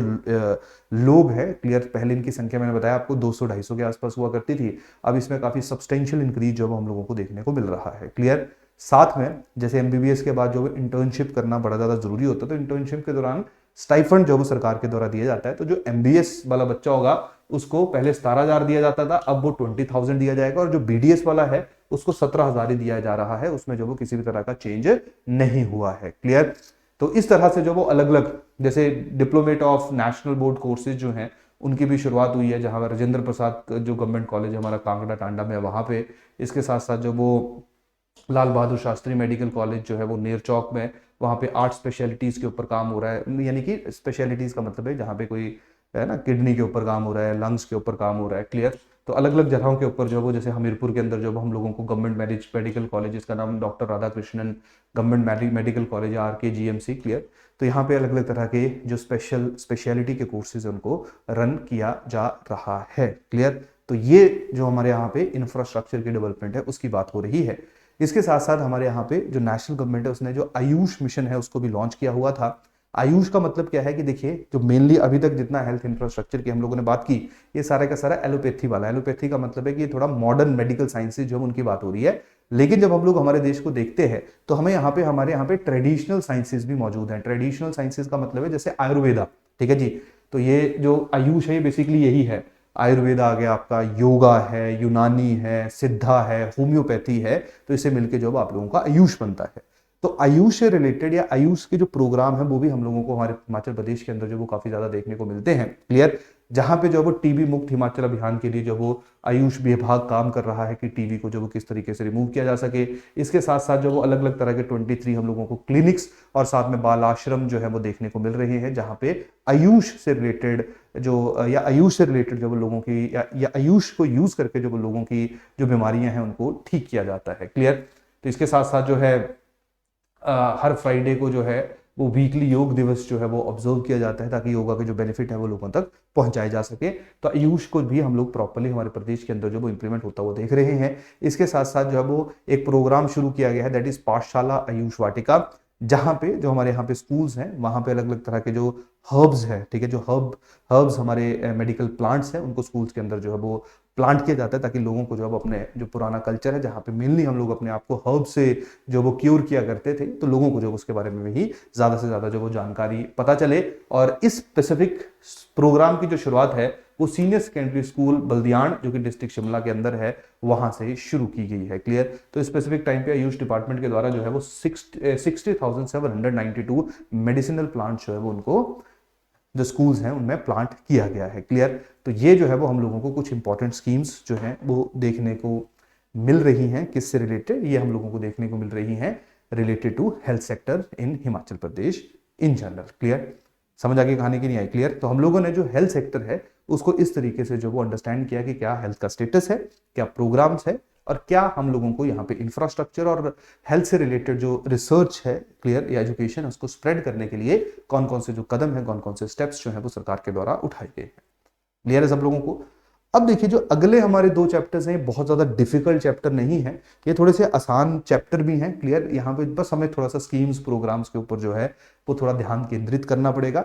तो यहाँ पे बहुत ज्यादा जो है वो आप लोगों को अब ज्यादा कंटेंट नहीं होगा। छोटे छोटे चैप्टर्स जो हैं वो चैप्टर 18 है दैट इज रूरल डेवलपमेंट, और चैप्टर 19 है दैट इज अर्बन डेवलपमेंट। ये 2 चैप्टर जो है वो अब हम लोग कवर कर लेते हैं, इसमें ज्यादा समय हम लोगों को नहीं लगेगा। क्लियर। तो चलिए सबसे पहले हम लोग बात करते हैं रूरल डेवलपमेंट। अगर हम लोग रूरल डेवलपमेंट की बात करें तो देखिए बेसिक मोटा मोटा समझा दूंगा मैं आपको, ताकि आपको समझ आ सके कि कैसे चीजें जो है वो हमारे यहाँ पे है। क्लियर। देखिए सबसे पहले हम लोग बात करेंगे रूरल डेवलपमेंट की। तो जब हम लोग हमारे ग्रामीण क्षेत्रों की बात करते हैं, देखिए आप सारे के सारे लोग, चाहे आप शहरों में भी रहते हो, लेकिन हिमाचल प्रदेश में 90% के आसपास पॉपुलेशन गांव में रहती है। तो जो शहरों में भी रहता है उसका भी गांव में कुछ ना कुछ जरूर है। तो आप लोग गांव में जाते रहते हो, तो आप गांव के अपने आसपास देखिए, वहीं से ही आप लोगों को पता चल जाएगा। तो जब हम लोग गांव में जाते हैं तो वहां पे हम लोगों को कभी कभी हम लोग देखते हैं जो सबसे बड़ी प्रॉब्लम है गांव के अंदर, जब से एग्रीकल्चर सेक्टर, जैसे एग्रीकल्चर तो चलिए वैसे भी कोई बहुत ज्यादा प्रोडक्टिव तो यहाँ पे नहीं था, पर ऐसा होता था कि पहले पुराने जमाने में जो वो सबसिस्टेंस एग्रीकल्चर हुआ करता था और बड़ी ही क्लोज्ड इकोनॉमी होती थी, तो जितना लोग उगाते थे उससे उनका जीवन यापन जो वो आसानी से चल पड़ता था। लेकिन जो अब मॉडर्न टाइम है, जहां पे एग्रीकल्चर से प्रोडक्टिविटी जो वो बहुत ज्यादा नहीं है इन जनरल, है ना, हॉर्टिकल्चर को निकाल दो, तो बाकी हमारा ट्रेडिशनल एग्रीकल्चरल प्रैक्टिस, वहां से हिमाचल प्रदेश में बहुत ज्यादा प्रोडक्शन हम लोगों को देखने को नहीं मिलती है। तो जिसका जो नुकसान है वो क्या हो रहा है कि हम लोग देख रहे हैं कि एम्प्लॉयमेंट तो ठीक है, लेकिन जो स्किल्ड एम्प्लॉयमेंट है वो हम लोगों को हमारे प्रदेश के अंदर जो वो बहुत कम देखने को मिलती है, अगर मैं रूरल एरियाज की बात करूं। तो स्किल एम्प्लॉयमेंट नहीं है ना, क्योंकि जो ग्रामीण क्षेत्र है वहां पे वैसे ही, जैसे मान लीजिए एजुकेशन भी बच्चों ने 8वीं तक ग्रहण की है, 10वीं तक की है, उसके बाद कॉलेज जाने के लिए पैसे नहीं है, घर की स्थिति अच्छी नहीं है, पढ़ने में इंटरेस्ट नहीं है, रिस्पॉन्सिबिलिटीज आ चुकी हैं, तो मल्टीपल फैक्टर्स हैं, क्लियर, जिनके कारण हम लोग देख रहे हैं कि रूरल एरियाज में स्किल्ड मतलब लेबर तो है अवेलेबल, क्लियर, नो डाउट वो कहीं ना कहीं किसी न किसी काम में एम्प्लॉयड भी है, क्लियर, लेकिन सबसे बड़ी प्रॉब्लम है कि स्किल्ड लेबर जॉब हम लोगों को बहुत कम देखने को मिलती है, पहली बात। दूसरी बात, जब हम रूरल एरियाज की बात करते हैं तो वहां पे जो क्रेडिट की फैसिलिटी है, अब देखिए यार, सीधा सीधा आप एक चीज को समझिए, अगर आप किसी शहर में रह रहे हो, ठीक है, मान लो तहसील में रह रहे हो, मान लो डिस्ट्रिक्ट में रह रहे हो, डिस्ट्रिक्ट जो मेन मतलब जैसे मंडी में रह रहे हो, हमीरपुर में रह रहे हो, कांगड़ा में रह रहे हो, तो आप लोग देखना वहां पे कि वहां पे बहुत सारे बैंक्स आपको देखने को मिलेंगे, क्लियर, बहुत सारे बैंक्स आपको देखने को मिलेंगे। और शहरी क्षेत्रों में क्योंकि जो मेन इकोनॉमिक एक्टिविटी होती है वो तो सेकेंडरी या टर्शियरी सेक्टर होता है, तो वहां पे बैंक्स भी बहुत इजीली लोन दे देते हैं, क्लियर, बहुत इजीली क्रेडिट दे देते हैं। लेकिन गांव के क्षेत्रों में जो हम लोग पहला देखते हैं कि वहां पे इंस्टीट्यूशंस भी बहुत ही कम है, और दूसरा हम लोग देखते हैं कि बैंकों के द्वारा जो बड़ा बड़ा इजीली जो है वो एग्रीकल्चर को लोन नहीं दिया जाता है, क्योंकि एग्रीकल्चर जो वो बड़ा अनप्रडिक्टेबल सेक्टर है। हालांकि गवर्नमेंट ने जो अलग अलग इंश्योरेंस स्कीम जो है वो एग्रीकल्चर इंश्योरेंस स्कीम जो उनको भी लॉन्च किया हुआ है, लेकिन फिर भी हम लोग देखते हैं कि क्रेडिट फैसिलिटी जो है वो हम लोगों को जो ग्रामीण लेवल है उसके ऊपर बहुत कम देखने को मिलती है, दूसरी बात। तीसरा जो है वो हम लोग देखते हैं कि रूरल एरियाज में जो बेसिक इंफ्रास्ट्रक्चर है वो बहुत ज्यादा अच्छा नहीं है। बेसिक इंफ्रास्ट्रक्चर का मतलब है कि देखिए शहरों में बड़ा कम होता है, हालांकि कुछ हमने इंस्टांसेस ऐसे देखे भी हुए हैं, जैसे शिमला में हमने वाटर क्राइसिस देखा था 2016 में, क्लियर, और पिछले साल भी आई थिंक कुछ प्रॉब्लम रही थी। गांव में जो है वो सबसे बड़ा इशू क्या है कि टैप जो नलके हैं वो घरों में अब तो लग चुके हैं, लेकिन उन टैप में उन नलकों के अंदर जो वो पानी नहीं आता है। जैसे अब गर्मियां आ गई, स्पेसिफिक टाइम पे जो हमारे जहां जहां से पानी उठता है वो कहीं ना कहीं जो वो सूख गए हैं या सूख जाते हैं आजकल, क्लियर, जब तक बरसात नहीं आती है। तो उस स्पेसिफिक सिचुएशन में देखा जाता है कि आप लोगों को जो वो बड़ा ट्रेवल करना पड़ता है और अलग अलग जगहों से जो वो पानी लेके आना पड़ता है, क्लियर। सिमिलरली हम लोग देखते हैं कि जैसे गाँव में चलने वाला जो रोड है, जैसे मेन रोड तो अच्छा होता है हमेशा ही, गाँव को कनेक्ट करने वाले रोडों में भी प्रॉब्लम है, ठीक है, गड्ढे पड़े हुए हैं, बहुत बहुत समय हो चुका है, और वहां पे जो है वो प्रॉपर उसका जो है मेंटेन नहीं किया गया। और जो गांव के अंदर है ना, क्योंकि अब ऐसा तो नहीं हमारे यहाँ पे कि मेन रोड के किनारे सारे गांव है, एक रोड है, उसके बाद गांव को चलने के लिए जो वो आपको छोटा छोटा रास्ता जो वो देखने को मिलता है। तो वो रास्ता भी हमने देखा कि जी वो बन गया एक बार, उसके बाद जब उसकी किसी तरीके से भी फिर से मेंटेनेंस नहीं हुई, यानी कि जो बेसिक इंफ्रास्ट्रक्चर है, चाहे रोड की बात करो, चाहे आप एजुकेशन इंस्टीट्यूशंस की बात करो, चाहे आप हेल्थ सेक्टर की बात करो, तो आप लोगों को उस लेवल के ऊपर जो वो देखने को नहीं मिलता है। तो रूरल एरियाज के जब चैलेंजेस की बात की जाती है, चाहे वो इंफ्रास्ट्रक्चरल लेवल के ऊपर है, चाहे वो फिर आप लोगों के क्रेडिट लेवल, फाइनेंशियल लेवल के ऊपर है, चाहे फिर आप लोगों के जो वो एम्प्लॉयबिलिटी के लेवल के ऊपर है, तो काफी ज्यादा चैलेंजेस जो है वो हम लोग हमारे प्रदेश के अंदर देखते हैं। और उसके साथ साथ रूरल डेवलपमेंट के लिए जो इंस्टीट्यूशंस जिनकी एस्टेब्लिशमेंट की गई है, जिनको हम लोग कहते हैं पंचायती राज इंस्टीट्यूशंस, तो वो भी हम लोग देखते हैं कि उन जो भी जब भी वो अपने फंक्शंस परफॉर्म करते हैं तो उनसे रिलेटेड भी काफी ज्यादा चैलेंजेस, काफी ज्यादा इश्यूज जो हैं वो हम लोगों को देखने को मिलते हैं, क्लियर। तो तीन चार चीजें जो वो मोटी मोटी हम लोग देखेंगे कि इस स्पेसिफिक जो हमारा रूरल डेवलपमेंट का प्रोग्राम है उसमें कवर की जाएगी। जैसे अभी थोड़ी देर पहले, जैसे एग्जांपल देते हैं, जैसे अभी थोड़ी देर पहले जो मैंने आप लोगों के साथ डिस्कशन किया कि जी इंफ्रास्ट्रक्चर नहीं है, तो उसके लिए जो है हम लोग देखेंगे कि रर्बन मिशन जो है वो उसको लॉन्च किया गया है। रर्बन मिशन क्या है? यूनियन गवर्नमेंट के द्वारा लॉन्च किया हुआ मिशन है। रर्बन मिशन का मतलब है कि रूरल एरियाज में urban like facilities, urban like amenities जो है वो प्रोवाइड करनी है। सिमिलरली मैंने आपको बताया कि यार स्किल्ड लेबर बड़ी कम है, अनस्किल्ड लेबर ज्यादा है, तो स्किल्ड लेबर कम है, अनस्किल्ड लेबर ज्यादा, तो उनको नौकरी भी तो देनी है। तो उसके लिए हम लोगों ने देखा कि रूरल एरियाज में जो है वो एमजी नरेगा स्कीम जो है उसको लॉन्च किया गया है। क्लियर। तो इस तरीके से पंचायती राज इंस्टीट्यूशंस के लिए जिला परिषद, पंचायत समिति, ग्राम पंचायत जो इनकी स्थापना, इनकी एस्टेब्लिशमेंट जो है वो हम लोगों को हमारे प्रदेश के अंदर होती हुई देखने को मिलती है। तो मोटा मोटा जो है वो रूरल डेवलपमेंट को आप इस तरीके से अंडरस्टैंड कर सकते हो। क्लियर। अब देखिए थोड़ा सा ध्यान रखेंगे, इस तरह का सवाल आने की संभावना ज्यादा है। हमारे यहाँ पे अगर हम लोग हिमाचल की बात करें तो टोटल 12 जिला परिषद है। ऑब्वियसली बात है 12 जिले तो 12 जिला परिषद होंगी। 81 जो है वो पंचायती समितिज हैं और 3615 जो है वो हम लोगों को 3615 हम लोगों को ग्राम पंचायत जो है वो हिमाचल के अंदर एस्टेब्लिश होती हुई देखने को मिलती है। क्लियर। अब हम लोग बात करेंगे कौन कौन सी स्कीम्स जो वो हिमाचल प्रदेश के अंदर लॉन्च की गई हैं। तो जिनमें से एक स्कीम है दैट इज दीनदयाल अंत्योदय योजना, नेशनल रूरल लाइवलीहुड मिशन। ठीक है जी। अब देखिए पहले क्या होता था, पहले ग्रामीण क्षेत्रों में एम्प्लॉयमेंट प्रोवाइड करने के लिए एक स्कीम होती थी जिसको कहा जाता था नेशनल रूरल लाइवलीहुड मिशन, और शहरी क्षेत्रों में होती थी नेशनल अर्बन लाइवलीहुड मिशन। तो शहरी क्षेत्रों में एम्प्लॉयमेंट डिफरेंट तरह से जनरेट होगी, ग्रामीण क्षेत्रों में अलग है ना, अलग तरह का सिस्टम है वहां पर। तो पहले दो अलग अलग स्कीम्स हुआ करती थी, सरकार ने क्या किया, दोनों स्कीम्स को मर्ज कर दिया। कौन सी स्कीम के अंदर, दीनदयाल अंत्योदय योजना। ठीक है जी। तो दीनदयाल अंत्योदय योजना के अंदर ही हम लोगों को रूरल डेवलपमेंट भी देखने को मिलती है और अर्बन भी देखने को मिलती है।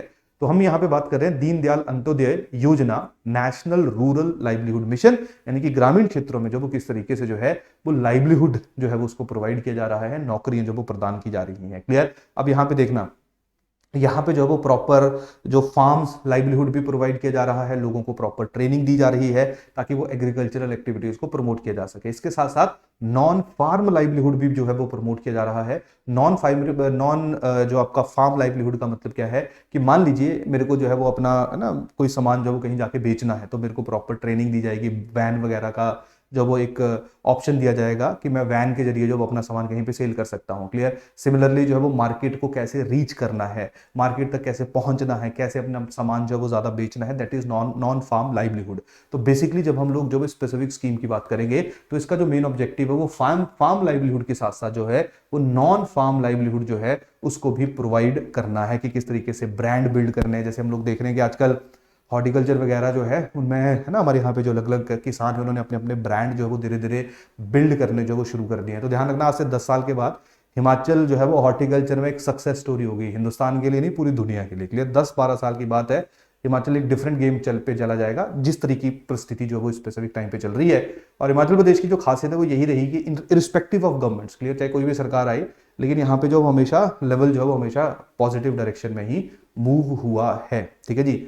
तो पहली बात। अगला बात है that is your financial inclusion. Financial inclusion के लिए जो सेल्फ हेल्प ग्रुप्स हैं उनकी फॉर्मेशन हो रही है, उनको प्रॉपर जो है वो लोन प्रोवाइड किया जा रहा है, क्रेडिट फैसिलिटी प्रोवाइड की जा रही है, और जो रेट ऑफ इंटरेस्ट है वो सिर्फ 7% ही उनसे लिया जा रहा है। तो बेसिकली जो क्रेडिट फैसिलिटी का अभाव था, लोगों में ट्रेनिंग का अभाव था, उसको इस स्पेसिफिक स्कीम के जरिए जो है वो क्या किया जा रहा है, खत्म किया जा रहा है। क्लियर।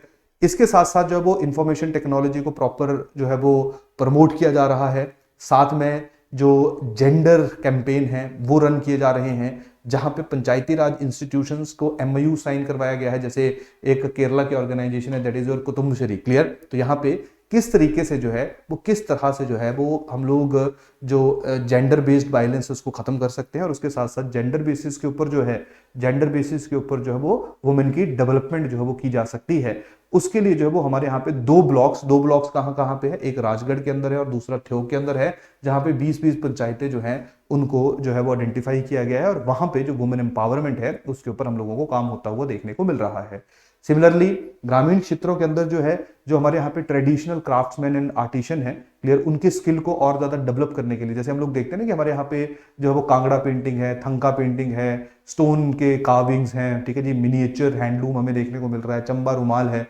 तो उसके लिए जो वो स्किल डेवलपमेंट करने के लिए जो वो अलग अलग कोर्सेज जो वो रन किए जा रहे हैं अंडर मुख्यमंत्री ग्राम कौशल योजना, जहां पे लोगों के जो स्किल डेवलपमेंट है वो हमारे यहाँ के जो लोकल स्किल्स हैं उनमें हम लोगों को ट्रेनिंग होती हुई देखने को मिल रही है। तो टोटल 31 ट्रेडिशनल कोर्सेज को आइडेंटिफाई किया गया है, और इन कोर्सेज की जो ड्यूरेशन है वो टोटल हम लोगों को 3 से 6 महीने के बीच में देखने को मिलती है। अगला है मुख्यमंत्री 1 बीघा स्कीम।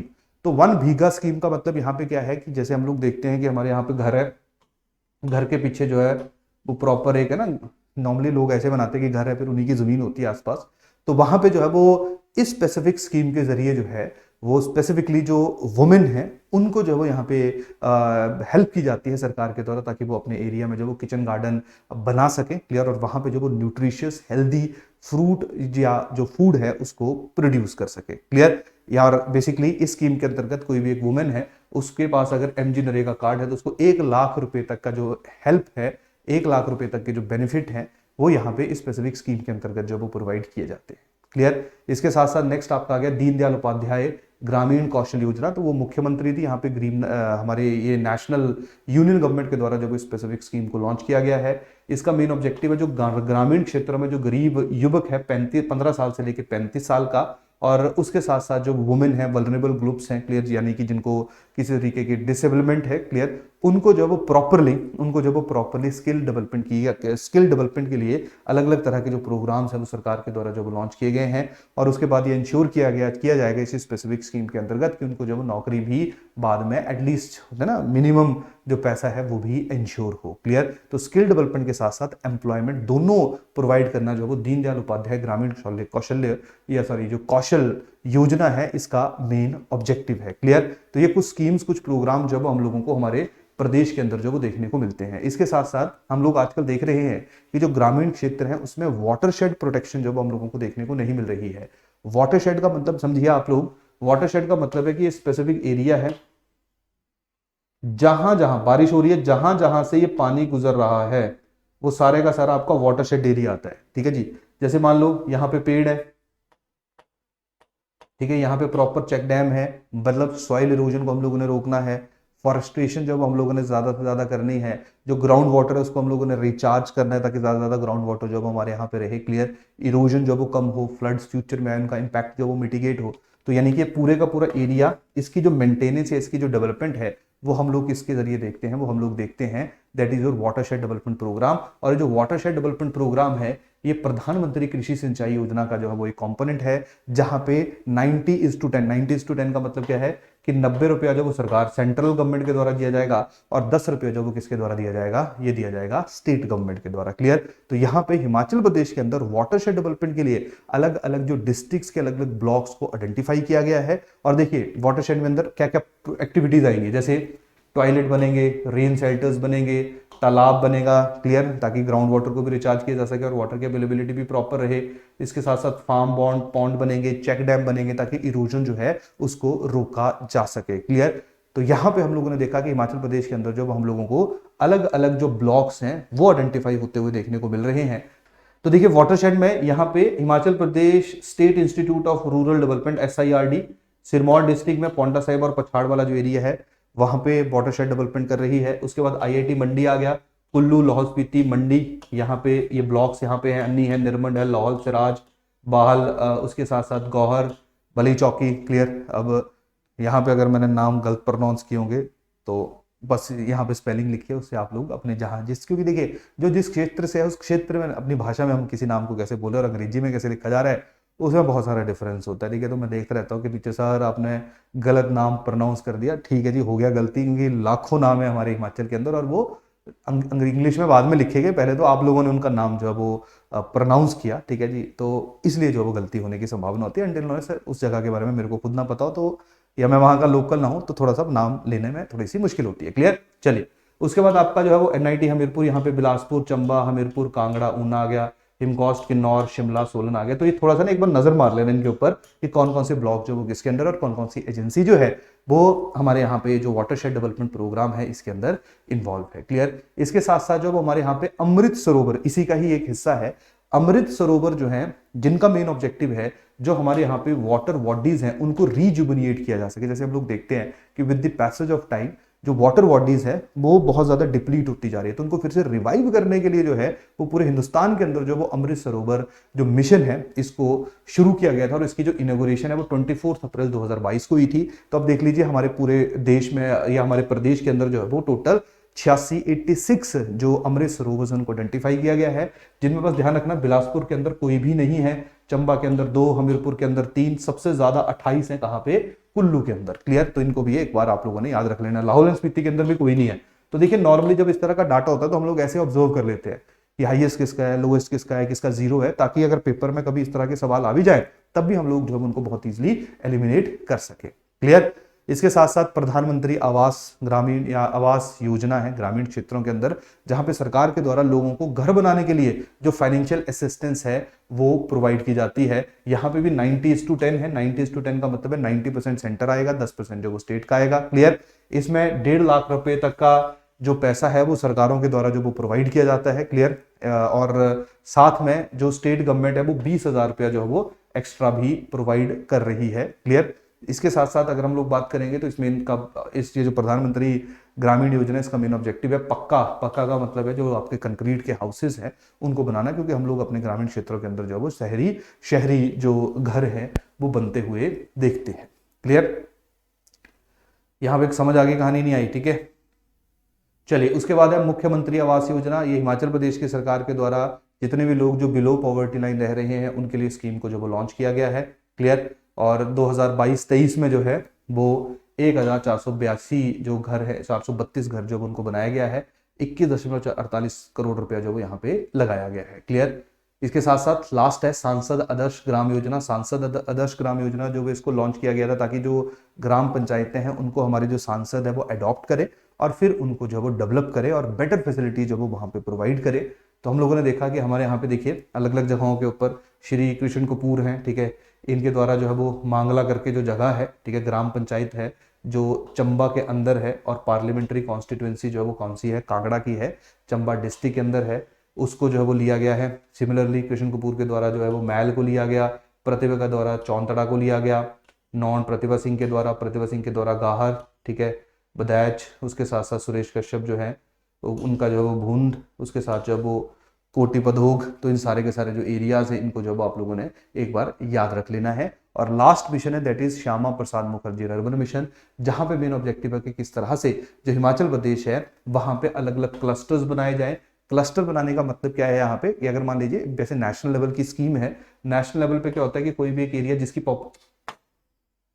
जिसकी पॉपुलेशन 25,000 से लेकर 50,000 के बीच में प्लेन एरियाज में वहां पे क्लस्टर बनाया जाता है, और हिली एरियाज है, डेजर्ट्स हैं, तो वहां पे 5 से लेके 15,000 वाले एरिया को जो क्लस्टर जो है वो डिक्लेयर कर दिया जाता है। और उसके बाद उस पूरे के पूरे क्लस्टर में प्रॉपरली वहां पे अर्बन लाइक फैसिलिटीज को प्रमोट करने की कोशिश की जाती है, बेटर एम्प्लॉयमेंट अपॉर्चुनिटी जनरेट की जाती है, बेटर रोड इंफ्रास्ट्रक्चर बनाया जाता है, बेटर जो है वो वहां पे हम लोगों को जो है वो इंफॉर्मेशन टेक्नोलॉजी की भी डेवलपमेंट होती हुई देखने को मिलती है। क्लियर। तो ये हमारे यहाँ पे कुछ अलग अलग स्कीम्स जो है वो लॉन्च किए गए हैं। और श्यामा प्रसाद मुखर्जी की अगर हम लोग बात करेंगे तो यहाँ पे आप लोग देखिए कि कौन कौन से क्लस्टर्स, किन्नौर के अंदर सांगला, सोलन के अंदर हिनर, मंडी के अंदर औट, उसके अपना चंबा के अंदर जो वो श्योंता, शिमला के अंदर जो है वो घनाटी, और उसके साथ साथ जो किन्नौर है वहां पे मोरंग जो है, ये क्लस्टर 6 क्लस्टर जो हम लोगों को हिमाचल प्रदेश के अंदर देखने को मिलते हैं। तो ये इंपॉर्टेंट है, इन सारे के सारे क्लस्टर्स को जो आप लोगों ने दिमाग में रख लेना है, दिमाग में बिठा लेना है। क्लियर। इसके साथ साथ जो है वो हमारे यहाँ पे वुमेन जो बिलो पॉवर्टी लाइन के अंदर रह रही हैं उनके लिए बीमा योजना जो वो सरकार के द्वारा लॉन्च की गई है, और ये हर एक वुमेन जो कि 10 से लेकर 75 साल के बीच में है उसके लिए बीमा योजना है कि मान लीजिए अगर वुमेन की मृत्यु हो जाती है तो उस समय उसके परिवार को 2 लाख रुपया मिलेगा। पूरी डिसेबिलिटी हो जाती है, 100% डिसेबल हो जाती है तो 2 लाख रुपया मिलेगा। 50% डिसेबिलिटी हो जाती है, यानी कि एक लिम्ब या एक कान जो है वो खराब हो जाता है तो 1 लाख रुपया मिलेगा। और अगर घर वाले की मृत्यु हो जाती है तो 2 लाख रुपया जो उस वुमेन को मिलेगा। तो यहाँ पे बेसिकली जो है वो मातृ शक्ति बीमा योजना जो है वो सरकार के द्वारा वुमेन के लिए, जो बिलो पॉवर्टी लाइन की वुमेन है उनके लिए लॉन्च की गई है। क्लियर। इसके साथ साथ स्वच्छ भारत मिशन जो ग्रामीण क्षेत्रों के अंदर किस तरीके से जो वो प्रॉपर वेस्ट मैनेजमेंट की जाए, जिसकी शुरुआत हम लोग 2 अक्टूबर 2014 को देखते हैं। क्लियर। तो हिमाचल प्रदेश जो है वो वैसे भी 28 अक्टूबर 2016 को ओपन डेफिकेशन फ्री ODF जो वो क्लियर हो चुका है, यानी कि ओपनली जो है वो यहाँ पे हमें हर जगह के ऊपर जो वो टॉयलेट्स देखने को मिलते हैं। तो प्रॉपर वेस्ट मैनेजमेंट प्रॉपरली कैसे की जाए, तो ये स्पेसिफिक स्कीम भी हमें हिमाचल प्रदेश के अंदर जो वो प्रॉपरली इंप्लीमेंट होती हुई देखने को मिलती है। क्लियर।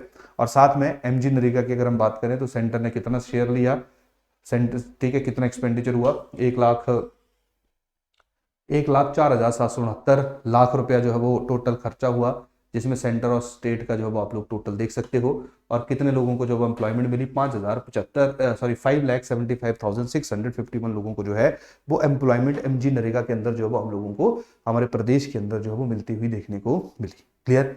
तो ये कुछ डाटा, कुछ इन्फॉर्मेशन है जिसके बारे में जो है वो आप लोगों ने ध्यान रखना है। और ये रूरल डेवलपमेंट के लिए जो अलग अलग स्कीम्स हैं वो हमारे प्रदेश की सरकार के द्वारा, या मेनली अगर आप लोग एक चीज ऑब्जर्व करो तो यहाँ पे जो यूनियन गवर्नमेंट है उसके द्वारा जो है स्कीम्स को लॉन्च किया गया है। क्लियर? तो ये था हमारा चैप्टर नंबर 18। तो चलिए अब हम लोग जो हमारा नेक्स्ट टॉपिक है, नेक्स्ट चैप्टर है, उसके बारे में डिस्कशन करते हैं। That is your urban development.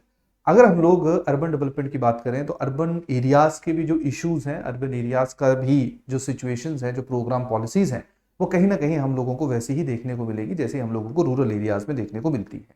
जिस तरह से रूरल एरियाज में बेसिक इंफ्रास्ट्रक्चर एक बहुत बड़ा चैलेंज था, उसी तरह से अर्बन एरियाज में जो इंफ्रास्ट्रक्चर है उसको डिफरेंट तरीके से जो वो बिल्ड करना पड़ता है, डेवलप करना पड़ता है, क्योंकि अर्बन एरियाज में एक छोटी सी जगह के ऊपर जो है वो हम लोगों को बहुत ज्यादा पॉपुलेशन देखने को मिलती है, जहां पे हम लोग ट्रैफिक कंजेशन देखते हैं, जहां पे हम लोग सीवेज से रिलेटेड प्रॉब्लम्स देखते हैं, जहां पे हम लोग जो हैं वो मॉडर्न जो सिटी रिलेटेड डिजीज हैं उनकी जेनेसिस देखते हैं। और उसके साथ साथ हम लोग ये भी देखते हैं कि जब एक जगह के ऊपर बाहर से लोग जो है वो आना शुरू कर देंगे तो उनके पास तो ऐसा ऑप्शन नहीं है ना। जैसे गांव में तो फिर भी ऑप्शन रहता है कि आप लोगों की जमीन होती है, आप लोग वहां पे कुछ करोगे तो एटलीस्ट आप लोगों को खाने का प्रॉब्लम नहीं रहेगा। लेकिन शहरों में सारे के सारे लोग जो बाहरी क्षेत्रों से यहाँ पे आके रह रहे हैं तो उनको बेटर इंफ्रास्ट्रक्चर के साथ साथ आप लोगों को बेटर एम्प्लॉयमेंट अपॉर्चुनिटीज जो है वो भी प्रोवाइड करनी है। गांव में लोग अपने खेत से भी अपना जीवन यापन जो वो चला सकते हैं, लेकिन शहरों में इस तरह का जो ऑप्शन है वो हम लोगों को देखने को नहीं मिलता है। इसके साथ साथ हम लोग देखते हैं कि शहरी क्षेत्रों के अंदर हम लोगों को जो स्लम डेवलपमेंट है वो भी बड़े लार्ज स्केल के ऊपर देखने को मिलती है, क्योंकि शहरी क्षेत्रों में जो पर कैपिटा या जो कॉस्ट ऑफ लिविंग है, जो कॉस्ट ऑफ लिविंग है शहरी क्षेत्रों में वो हमें काफी ज्यादा देखने को मिलती है, जिसके कारण बहुत सारे लोग जो है वो शहरों में जो है शहरों के अंदर अपना जो घर की रेंटेड रिक्वायरमेंट है उनको फुलफिल नहीं कर पाते हैं। यही कारण है वहां पे हम लोग देखते हैं कि ग्रेजुअली धीरे धीरे जो वो स्लम्स की भी ग्रोथ होनी शुरू हो जाती है। ठीक है जी। इसके साथ साथ तीसरी और सबसे बड़ी जो रिक्वायरमेंट है शहरों की वो क्या है कि देखिए जमीन तो लिमिटेड है, लेकिन शहरों में धीरे धीरे हम लोग देख रहे हैं कि जो हमारे रूरल एरियाज है वहां से बहुत ज्यादा माइग्रेशन हो रही है। तो जब शहरों के अंदर ज्यादा से ज्यादा लोग जो है वो रहना शुरू कर देंगे तो वहां पे जो हाउसिंग सोसाइटीज हैं उनकी डेवलपमेंट करना भी एक बहुत बड़ा चैलेंज रहेगा। यानी कि किस तरह के घर बनेंगे, मल्टी स्टोरीज जो घर हैं वो बनाने पड़ेंगे। जैसे हम लोग देखते हैं कि हिमाचल में हमें पहले समय में मल्टी स्टोरी बिल्डिंग जो वो नहीं देखने को मिलती थी, लेकिन आजकल जो रिक्वायरमेंट है उसके आधार के ऊपर मल्टीपल स्टोरीज जो वो हमें बनानी पड़ेगी, ताकि जो हाउसिंग रिक्वायरमेंट है इंक्रीजिंग पॉपुलेशन की उसको भी बहुत ईजिली जो वो क्या किया जा सके, टैकल किया जा सके। क्लियर? तो इस तरह से आप लोग एक चीज देखोगे, कॉमन कनेक्शन देखोगे कि जिस तरह से लाइवलीहुड एक चैलेंज था रूरल एरियाज में, सिमिलरली जो लाइवलीहुड है वो एक चैलेंज रहेगा अर्बन एरियाज के अंदर भी। क्लियर? सिमिलरली हम लोग देखेंगे कि जिस तरह से जो रूरल एरियाज है वहां पे हाउसिंग, वहां पे लोगों के कच्चे घर हैं उनको पक्का घर बनाया जा रहा है।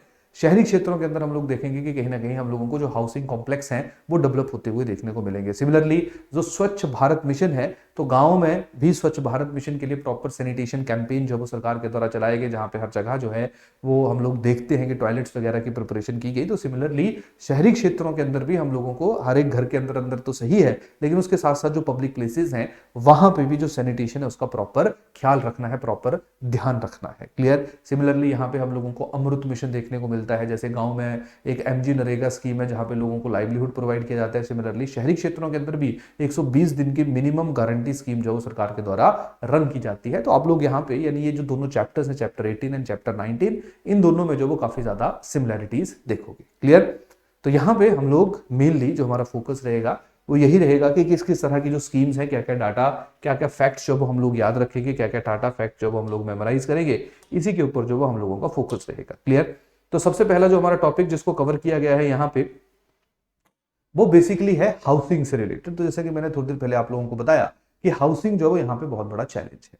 इसी चैलेंज को टैकल करने के लिए जो है वो हिमाचल प्रदेश के अंदर हम लोगों को Himachal Pradesh urban development authority की फॉर्मेशन, जिसको हम लोग जो है अर्बन डेवलपमेंट अथॉरिटी, जिसको हम लोग जो है वो हिमुडा के नाम से जानते हैं, उसकी एस्टेब्लिशमेंट होती हुई देखते हैं, जहां पे हिमुडा के द्वारा अलग अलग जगहों के ऊपर जो वो टाउनशिप डेवलप की जा रही है। क्लियर? जहां पे हिमुडा जो है उसने इस स्पेसिफिक टाइम पे 2022-23 के अंदर जो वो टोटल 75.82 करोड़ का जो खर्चा है वो जो है वो किया हुआ है। क्लियर? इसके साथ साथ अब हिमुडा जो है वो कुछ नई जगहों के ऊपर अपनी कॉलोनीज जो वो डेवलप करने की कोशिश कर रही है, जिसमें एक है धर्मशाला, दूसरा है सोहाला जो कि सिरमौर के अंदर है, छेत्रा जो कि ऊना में है, और उसके साथ साथ शिमला में भी कॉमर्शियल कॉम्प्लेक्स जो हैं वो हिमुडा के द्वारा डेवलप किए जा रहे हैं। क्लियर? इन जगहों के ऊपर हम लोगों को 938 प्लॉट्स, 1455 फ्लैट्स और उसके साथ साथ 23 कॉटेजेस जो हैं वो डेवलप होती हुई देखने को मिलेंगे। क्लियर। इसके साथ साथ हिमुडा के द्वारा एक पूरा डीपीआर यानी डिटेल्ड प्रोजेक्ट रिपोर्ट, यानी कि जिस जगह के ऊपर वो नया हाउसिंग कॉम्प्लेक्स बनाना चाह रही है उसकी भी प्रॉपर रिपोर्ट जो सौंप दी गई है सरकार को, ministry of housing and urban affairs को, जो जब उसको अप्रूव करेगी तो उसकी भी शुरुआत हमें होती हुई देखने को मिलेगी।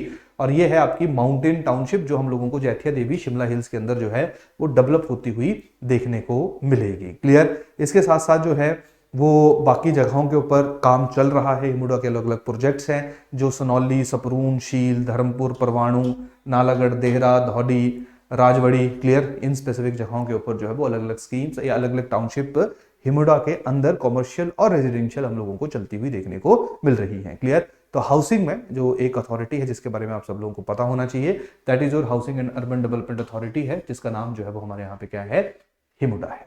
क्लियर। यहाँ पे कहानी पहली आप लोगों को क्लियर होगी।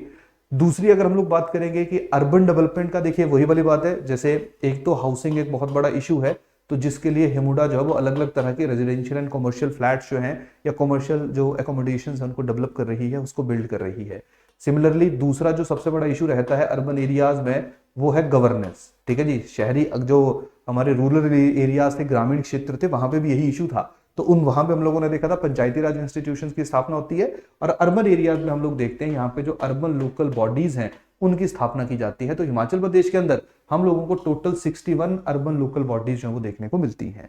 जब हम लोग अर्बन लोकल बॉडीज की बात करते हैं तो अर्बन लोकल बॉडीज का मतलब है municipal council, municipal corporations and nagar panchayat. और हमारे यहाँ पे हमें जो टोटल 5 कॉर्पोरेशंस देखने को मिलती हैं, जिनमें सबसे पुरानी है शिमला, उसके बाद धर्मशाला, और अभी 3 नई बनी है, सोलन, मंडी एंड पालमपुर। तो 3 नई यानी कि टोटल 5 है, शिमला, धर्मशाला, सोलन, मंडी एंड पालमपुर। ये हम लोगों को म्युनिसिपल कॉर्पोरेशन जो वो देखने को मिलती हैं। क्लियर। और इन्हीं के लिए जो स्टेट फाइनेंस कमीशन है उसने 2022-23 के लिए टोटल 183.76 करोड़ रुपीस जो है वो सैंक्शन किया हुआ है। तो इस अमाउंट को जब आप सारे लोग ध्यान रख लेना, याद रख लेना, ये सीधा पेपर में आएगा।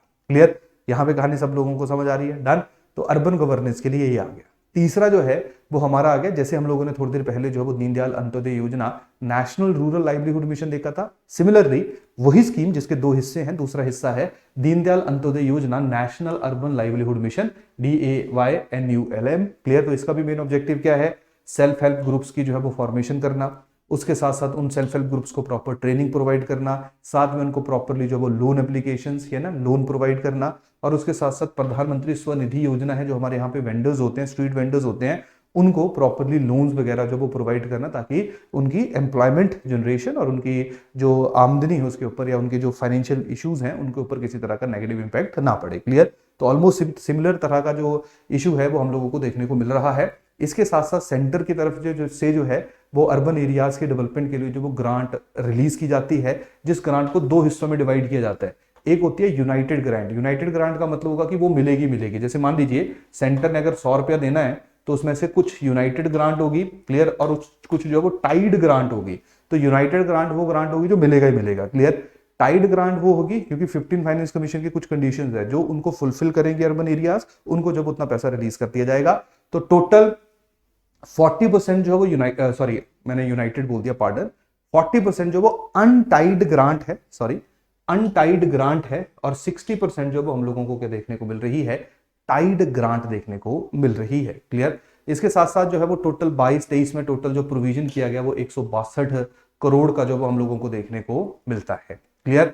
और इसके साथ साथ जो गवर्नमेंट ऑफ इंडिया है उसने जो हेल्थ सेक्टर ग्रांट है 5.65 करोड़ की, वो भी 15 फाइनेंस कमीशन की रिकमेंडेशन के बाद हमारे हिमाचल प्रदेश की जो अर्बन लोकल बॉडीज हैं उनके लिए रिलीज की हुई हैं। क्लियर। इसके साथ साथ हम लोग शहरी क्षेत्रों में जो हमारे यहाँ पे इंफ्रास्ट्रक्चर है उसकी डेवलपमेंट करने के लिए जो एक स्कीम देखते हैं जिसका नाम है Amrit scheme, that is Atal mission for rejuvenation and urban transformation. Clear. और इस स्कीम के अंतर्गत जो सबसे इंपॉर्टेंट चीज है, क्लियर, मेन शहरी क्षेत्रों में जो बेसिक कम्युनिटीज है, ट्रांसपोर्ट है, रोड है, वाटर फैसिलिटीज है, उनके ऊपर जो वो मेन फोकस करना है। तो अभी 2 शहर जो है वो इस स्पेसिफिक स्कीम के अंतर्गत जो उनको इंक्लूड किया गया है, जिसमें 2 शहरों का नाम है शिमला और कुल्लू। क्लियर। अभी कुछ समय पहले 2021 में सरकार के द्वारा अमृत 2.0 जो है उसको भी लॉन्च किया गया है। और इसका मेन ऑब्जेक्टिव क्यों है, या इसका मेन ऑब्जेक्टिव ये है क्योंकि शहरी क्षेत्रों के अंदर, जैसे मैंने थोड़ी देर पहले भी आप लोगों के साथ जिक्र किया था कि किस तरह से शिमला के अंदर जब हम लोगों को वाटर क्राइसिस देखने को मिले थे, तो ऐसे वाटर क्राइसिस हमें बाकी क्षेत्रों के अंदर देखने को ना मिले, तो उनको टैकल करने के लिए जो अमृत 2.0 है, इसका मेन ऑब्जेक्टिव यही है कि हर एक जो शहर है, हर एक जो सिटी है हिमाचल प्रदेश के अंदर, उसको वाटर सिक्योर बनाया जाए। तो वो अमृत 2.0 जो 2021 में लॉन्च किया गया, इसका मेन ऑब्जेक्टिव यही है, जहां पे वाटर सप्लाई के ऊपर फोकस किया जाए, सीवरेज के ऊपर प्रॉपर फोकस किया जाए, किस तरीके से वाटर को जो बार बार यूज किया जा सकता है, जो वाटर बॉडीज ऑलरेडी एग्जिस्ट है उनको रिजुविनेट किया जा सकता है, ताकि पानी की कमी जो है वो हम लोगों को देखने को ना मिले। और यहां पे या ये स्पेसिफिक मिशन जो है वो 90:10 यानी कि 90% सेंटर की तरफ से पैसा आ रहा है और 10% पैसा जो है वो कहां से आएगा, आपका स्टेट गवर्नमेंट की तरफ से आएगा। तो ये बेसिक फैसिलिटीज को इंप्रूव करने के लिए अमृत स्कीम जो है वो हम लोगों को लॉन्च होती हुई देखने को मिल रही है।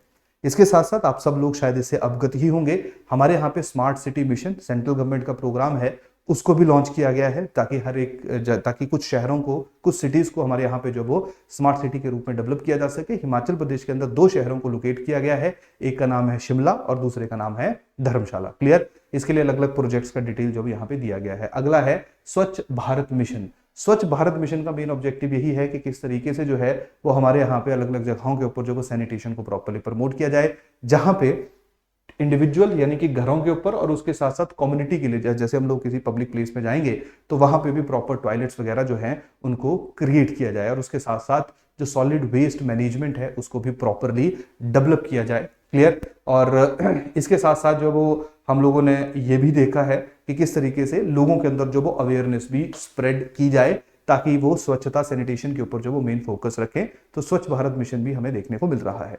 इसके साथ साथ जब हम लोग देखिए प्लेन एरियाज की अगर मैं बात करूंगा, प्लेन शहरों की मैं बात करूंगा, हालांकि वहां पे भी ये प्रॉब्लम्स है, लेकिन फिर भी ये प्रॉब्लम थोड़ी सी कम है, that is problem of parking. Clear? क्योंकि जैसे जैसे समय आगे बढ़ रहा है, पर कैपिटा इनकम हम लोगों की इंक्रीज हो रही है, तो उससे हम लोग देख रहे हैं कि गाड़ियां भी ज्यादा से ज्यादा आ गई हुई हैं। क्लियर? और सिमिलरली हिमाचल जैसी जगह जहां पे थोड़ा सा टफ टेरेन है, बसों की बड़ी ज्यादा फ्रीक्वेंसी नहीं है, तो वहां पे ज्यादा चांसेस ये होते हैं कि लोग जो है वो अपनी गाड़ी, अपना व्हीकल जरूर रखते हैं। लेकिन जैसे अगर आप शिमला चले जाओ, धर्मशाला चले जाओ, सोलन चले जाओ, तो हम लोग वहां पे देखते हैं कि पार्किंग से रिलेटेड समस्या जो वो बहुत ज्यादा हमें देखने को मिल रही है। यही कारण है, जो पार्किंग है उसके चैलेंज को एड्रेस करने के लिए ऑलमोस्ट हर शहर में हिमाचल के में पार्किंग की समस्या जो हमें देखने को मिलती है, उसको टैकल करने के लिए जो है वो हिमाचल जो प्रदेश के अर्बन एरियाज हैं, क्लियर, वहां पे 14.40 करोड़ का पैसा जो वो सैंक्शन किया गया है, जिनमें से 11.21 करोड़ पैसा जो है वो ऑलरेडी रिलीज किया जा चुका है 6 अर्बन लोकल बॉडीज को। और उन 6 अर्बन लोकल बॉडीज का मेन ऑब्जेक्टिव क्या है? For the construction of parking place. और यहाँ पे जो पैसा टोटल एलोकेट हुआ है वो 75:25 की रेशियो में है, यानी कि 75% जो सेंटर ने देना है और 25% जो किसके द्वारा देना है, हिमाचल प्रदेश के द्वारा दिया जाएगा। क्लियर? इसके साथ साथ अगली स्कीम है, दैट इज और अटल श्रेष्ठ शहर योजना। अटल श्रेष्ठ शहर योजना में देखिए क्या रहता है कि यहाँ पे प्रॉपरली आइडेंटिफाई की जाती हैं, टॉप 3 म्यूनिसिपल काउंसिल्स आइडेंटिफाई की जाएंगी और टॉप 3 नगर पंचायत आइडेंटिफाई की जाएंगी। जैसे हमें पता ही है कि कॉर्पोरेशन, काउंसिल और नगर पंचायत, इन 3 कैटेगरीज में जो है वो बेसिकली डिवीजन होता है। क्लियर? तो इस स्पेसिफिक स्कीम के अंतर्गत हमारे देश में जो अच्छी बेस्ट परफॉर्मिंग काउंसिल्स हैं एंड नगर पंचायत हैं, उनको जो है वो लोकेट किया जाता है। तो जैसे हिमाचल प्रदेश के अंदर भी आप लोगों को 3 जो टॉप की काउंसिल एंड 3 टॉप की जो पंचायत हैं वो लोकेट होती हुई देखने को मिलेगी, और उनको जो वो फिर कैश प्राइज दिया जाएगा और उनको प्रोत्साहित किया जाएगा कि बहुत ज्यादा से ज्यादा जो वो अपने क्षेत्रों में, अपने एरियाज में डेवलपमेंट करें। क्लियर? तो यहाँ पे देखिए पूरे का पूरा ये थोड़ा ये ध्यान रखेंगे आप लोग, इंपॉर्टेंट है। अगर हम लोग 2020 की बात करें तो 2020 में अगर काउंसिल्स की बात की जाए तो जो फर्स्ट विनर है उसको 1 करोड़ रुपया मिला, जो सेकंड विनर है उसको 75 लाख रुपया मिला यानी कि 0.75 करोड़ मिला, और जो थर्ड प्राइज विनर है उसको 0.50 करोड़ यानी कि 50 लाख रुपया मिला। तो पहले रैंक पे नाहन अगर काउंसिल्स की बात की जाए, दूसरे पे मनाली और तीसरे पे कुल्लू। अगर मैं नगर पंचायत की बात करूंगा जो थोड़े छोटे वाले एरियाज में डिक्लेयर की जाती है, तो वहां पे फर्स्ट प्राइज 75 लाख है, सेकंड प्राइज जो वो 50 लाख है, और तीसरा प्राइज जो है वो कितना है, 25 लाख रुपया है। तो यहाँ पे पहले नंबर पे चौपाल है, दूसरे पे गगरेट है और तीसरे पे क्या है, कोटखाई है। तो ये जो डाटा है ये 2020 का है। तो एक बार आपने पेपर में देख लेना है कि 20 पूछा है या 21 पूछा है। अगर हम लोग 21 की बात करेंगे तो 21 में देखिए पहले नंबर पे कुल्लू हो गया, 1 करोड़ रुपया मिला है, सेकंड जो है वो आपका ऊना है, और तीसरा जो है वो आपका बद्दी है। यानी कि पिछली बार जो काउंसिल्स में 3 थी उनमें से सिर्फ एक ही है जिसने अपने आप को इस बार के जो हमारा ये योजना के अंतर्गत जो रैंकिंग की गई है उसमें अपने आप को इंक्लूड किया है, दैट इज कुल्लू। बाकी दोनों नई हमें देखने को मिल रही है। उसके साथ साथ अगर हम लोग नगर पंचायत की बात करेंगे तो नगर पंचायत में पहले नंबर पे अर्की, दूसरे पे सुन्नी और तीसरे पे नारकंडा, यानी कि पिछले बारी वाली कोई भी अपने आप को जो है 2021 का जो हमारा योजना के अंतर्गत जो इंडेक्स है उसमें अपने आप को इंप्रूव नहीं कर पाई है। तो आपने ध्यान रखना है किसको कितना कितना पैसा मिल रहा है और किस किस का जो वो क्या रैंक है। क्लियर। इसके बाद नेक्स्ट है मुख्यमंत्री शहरी आजीविका गारंटी योजना। जैसे हम लोगों को ग्रामीण क्षेत्रों के अंदर एमजी नरेगा देखने को मिलती है, शहरी क्षेत्रों के अंदर हिमाचल प्रदेश के अंदर मुख्यमंत्री शहरी आजीविका गारंटी योजना, जहां पे कम से कम जो 120 दिन की जो गारंटी है ना एम्प्लॉयमेंट है वो सरकार के द्वारा प्रोवाइड की जाती है। क्लियर। नेक्स्ट है हमारा town and country planning. Town and country planning जो है यहाँ पे किस तरीके से जो है वो कहाँ कहाँ कंस्ट्रक्शन होनी चाहिए, कितने समय के अंदर कंस्ट्रक्शन होनी चाहिए। और जैसे हम लोग बहुत बार देखते हैं कि जैसे कुछ जैसे मान लो अटल टनल बन गई तो हम लोग देखेंगे कि वहां पे जो वो बहुत सारी आसपास जो वो कंस्ट्रक्शन होनी शुरू हो जाएगी जो उससे स्पेसिफिक एरिया को बहुत ज्यादा कंजस्टेड कर देगी। तो बेसिकली जो टाउन प्लानिंग है उसको किस तरह से जो वो हिमाचल प्रदेश के अंदर जो वो इंप्लीमेंट किया जाए, कैसे रियल एस्टेट प्रोजेक्ट्स को प्रॉपरली रेगुलेट किया जाए, अगर कोई कंस्ट्रक्शन शुरू हो रही है तो कितने दिनों के अंदर जब उस कंस्ट्रक्शन को प्रॉपरली कंप्लीट हो जाना चाहिए। क्लियर। तो इस तरह की जो स्कीम्स है वो प्रॉपरली हम लोगों को जो टाउन एंड कंट्री प्लानिंग है उसके अंदर देखने को मिलती हैं। और साथ में ये एक इंडेक्स है जिसका नाम बीसीसीआई है। ये बीसीसीआई वो वाली नहीं है, ये basically building construction and cost index है। क्लियर। तो यहां पे बेसिकली ये देखा गया है कि कितना जो इंक्रीज है वो हम लोगों को देखने को मिलता है। तो यहाँ पे 3 पैरामीटर्स जो है वो आपके बीसीसीआई के अंदर देखने को मिलते हैं। सबसे पहले है मटेरियल कॉस्ट इंडेक्स, यानी कि उसमें कितना इजाफा देखने को मिल रहा है, लेबर कॉस्ट इंडेक्स, और उसके साथ साथ जो बाकी खर्चे हैं वो हम लोगों को देखने को मिलेंगे। क्लियर। तो मटेरियल कॉस्ट इंडेक्स 2020-21 में देखिए 132.64 था, 2022-23 तक आते आते 146.43 हो गया, मतलब इंक्रीज हमें देखने को मिला। लेबर में भी कोविड के बाद जब हम लोगों ने देखा कि काफी सब्सटेंशियल इंक्रीज हुआ, बाकी खर्चे में भी इंक्रीज हुआ, और ओवरऑल जो एक्सपेंडिचर जो 2020-21 में 132.44 था वो अब आप लोगों को कितना देखने को मिल रहा है 146.76 इंडेक्स देखने को मिल रहा है। इसका मतलब है कि हमारे यहाँ पे मटेरियल कॉस्ट, लेबर कॉस्ट में हम लोगों को सब्सटेंशियल इंक्रीज जो है वो होता हुआ देखने को मिल रहा है। क्लियर। तो ये हमारा जो है वो चैप्टर नंबर 19 है। तो ये वाले जो चैप्टर्स है वो रिलेटिवली थोड़े आसान चैप्टर्स है अगर हम लोग पुराने चैप्टर्स के साथ इनको कंपेयर करें। क्लियर। तो ये था आज का हमारा सेशन। बाकी जो बचे हुए चैप्टर्स हैं उनको हम लोग जो आने वाले जो वीडियोस हैं उनमें कंप्लीट करेंगे। क्लियर। तो इसी के साथ आज के सेशन को हम लोग करते हैं खत्म। मिलेंगे नेक्स्ट टाइम जल्दी ही, तब तक के लिए थैंक यू।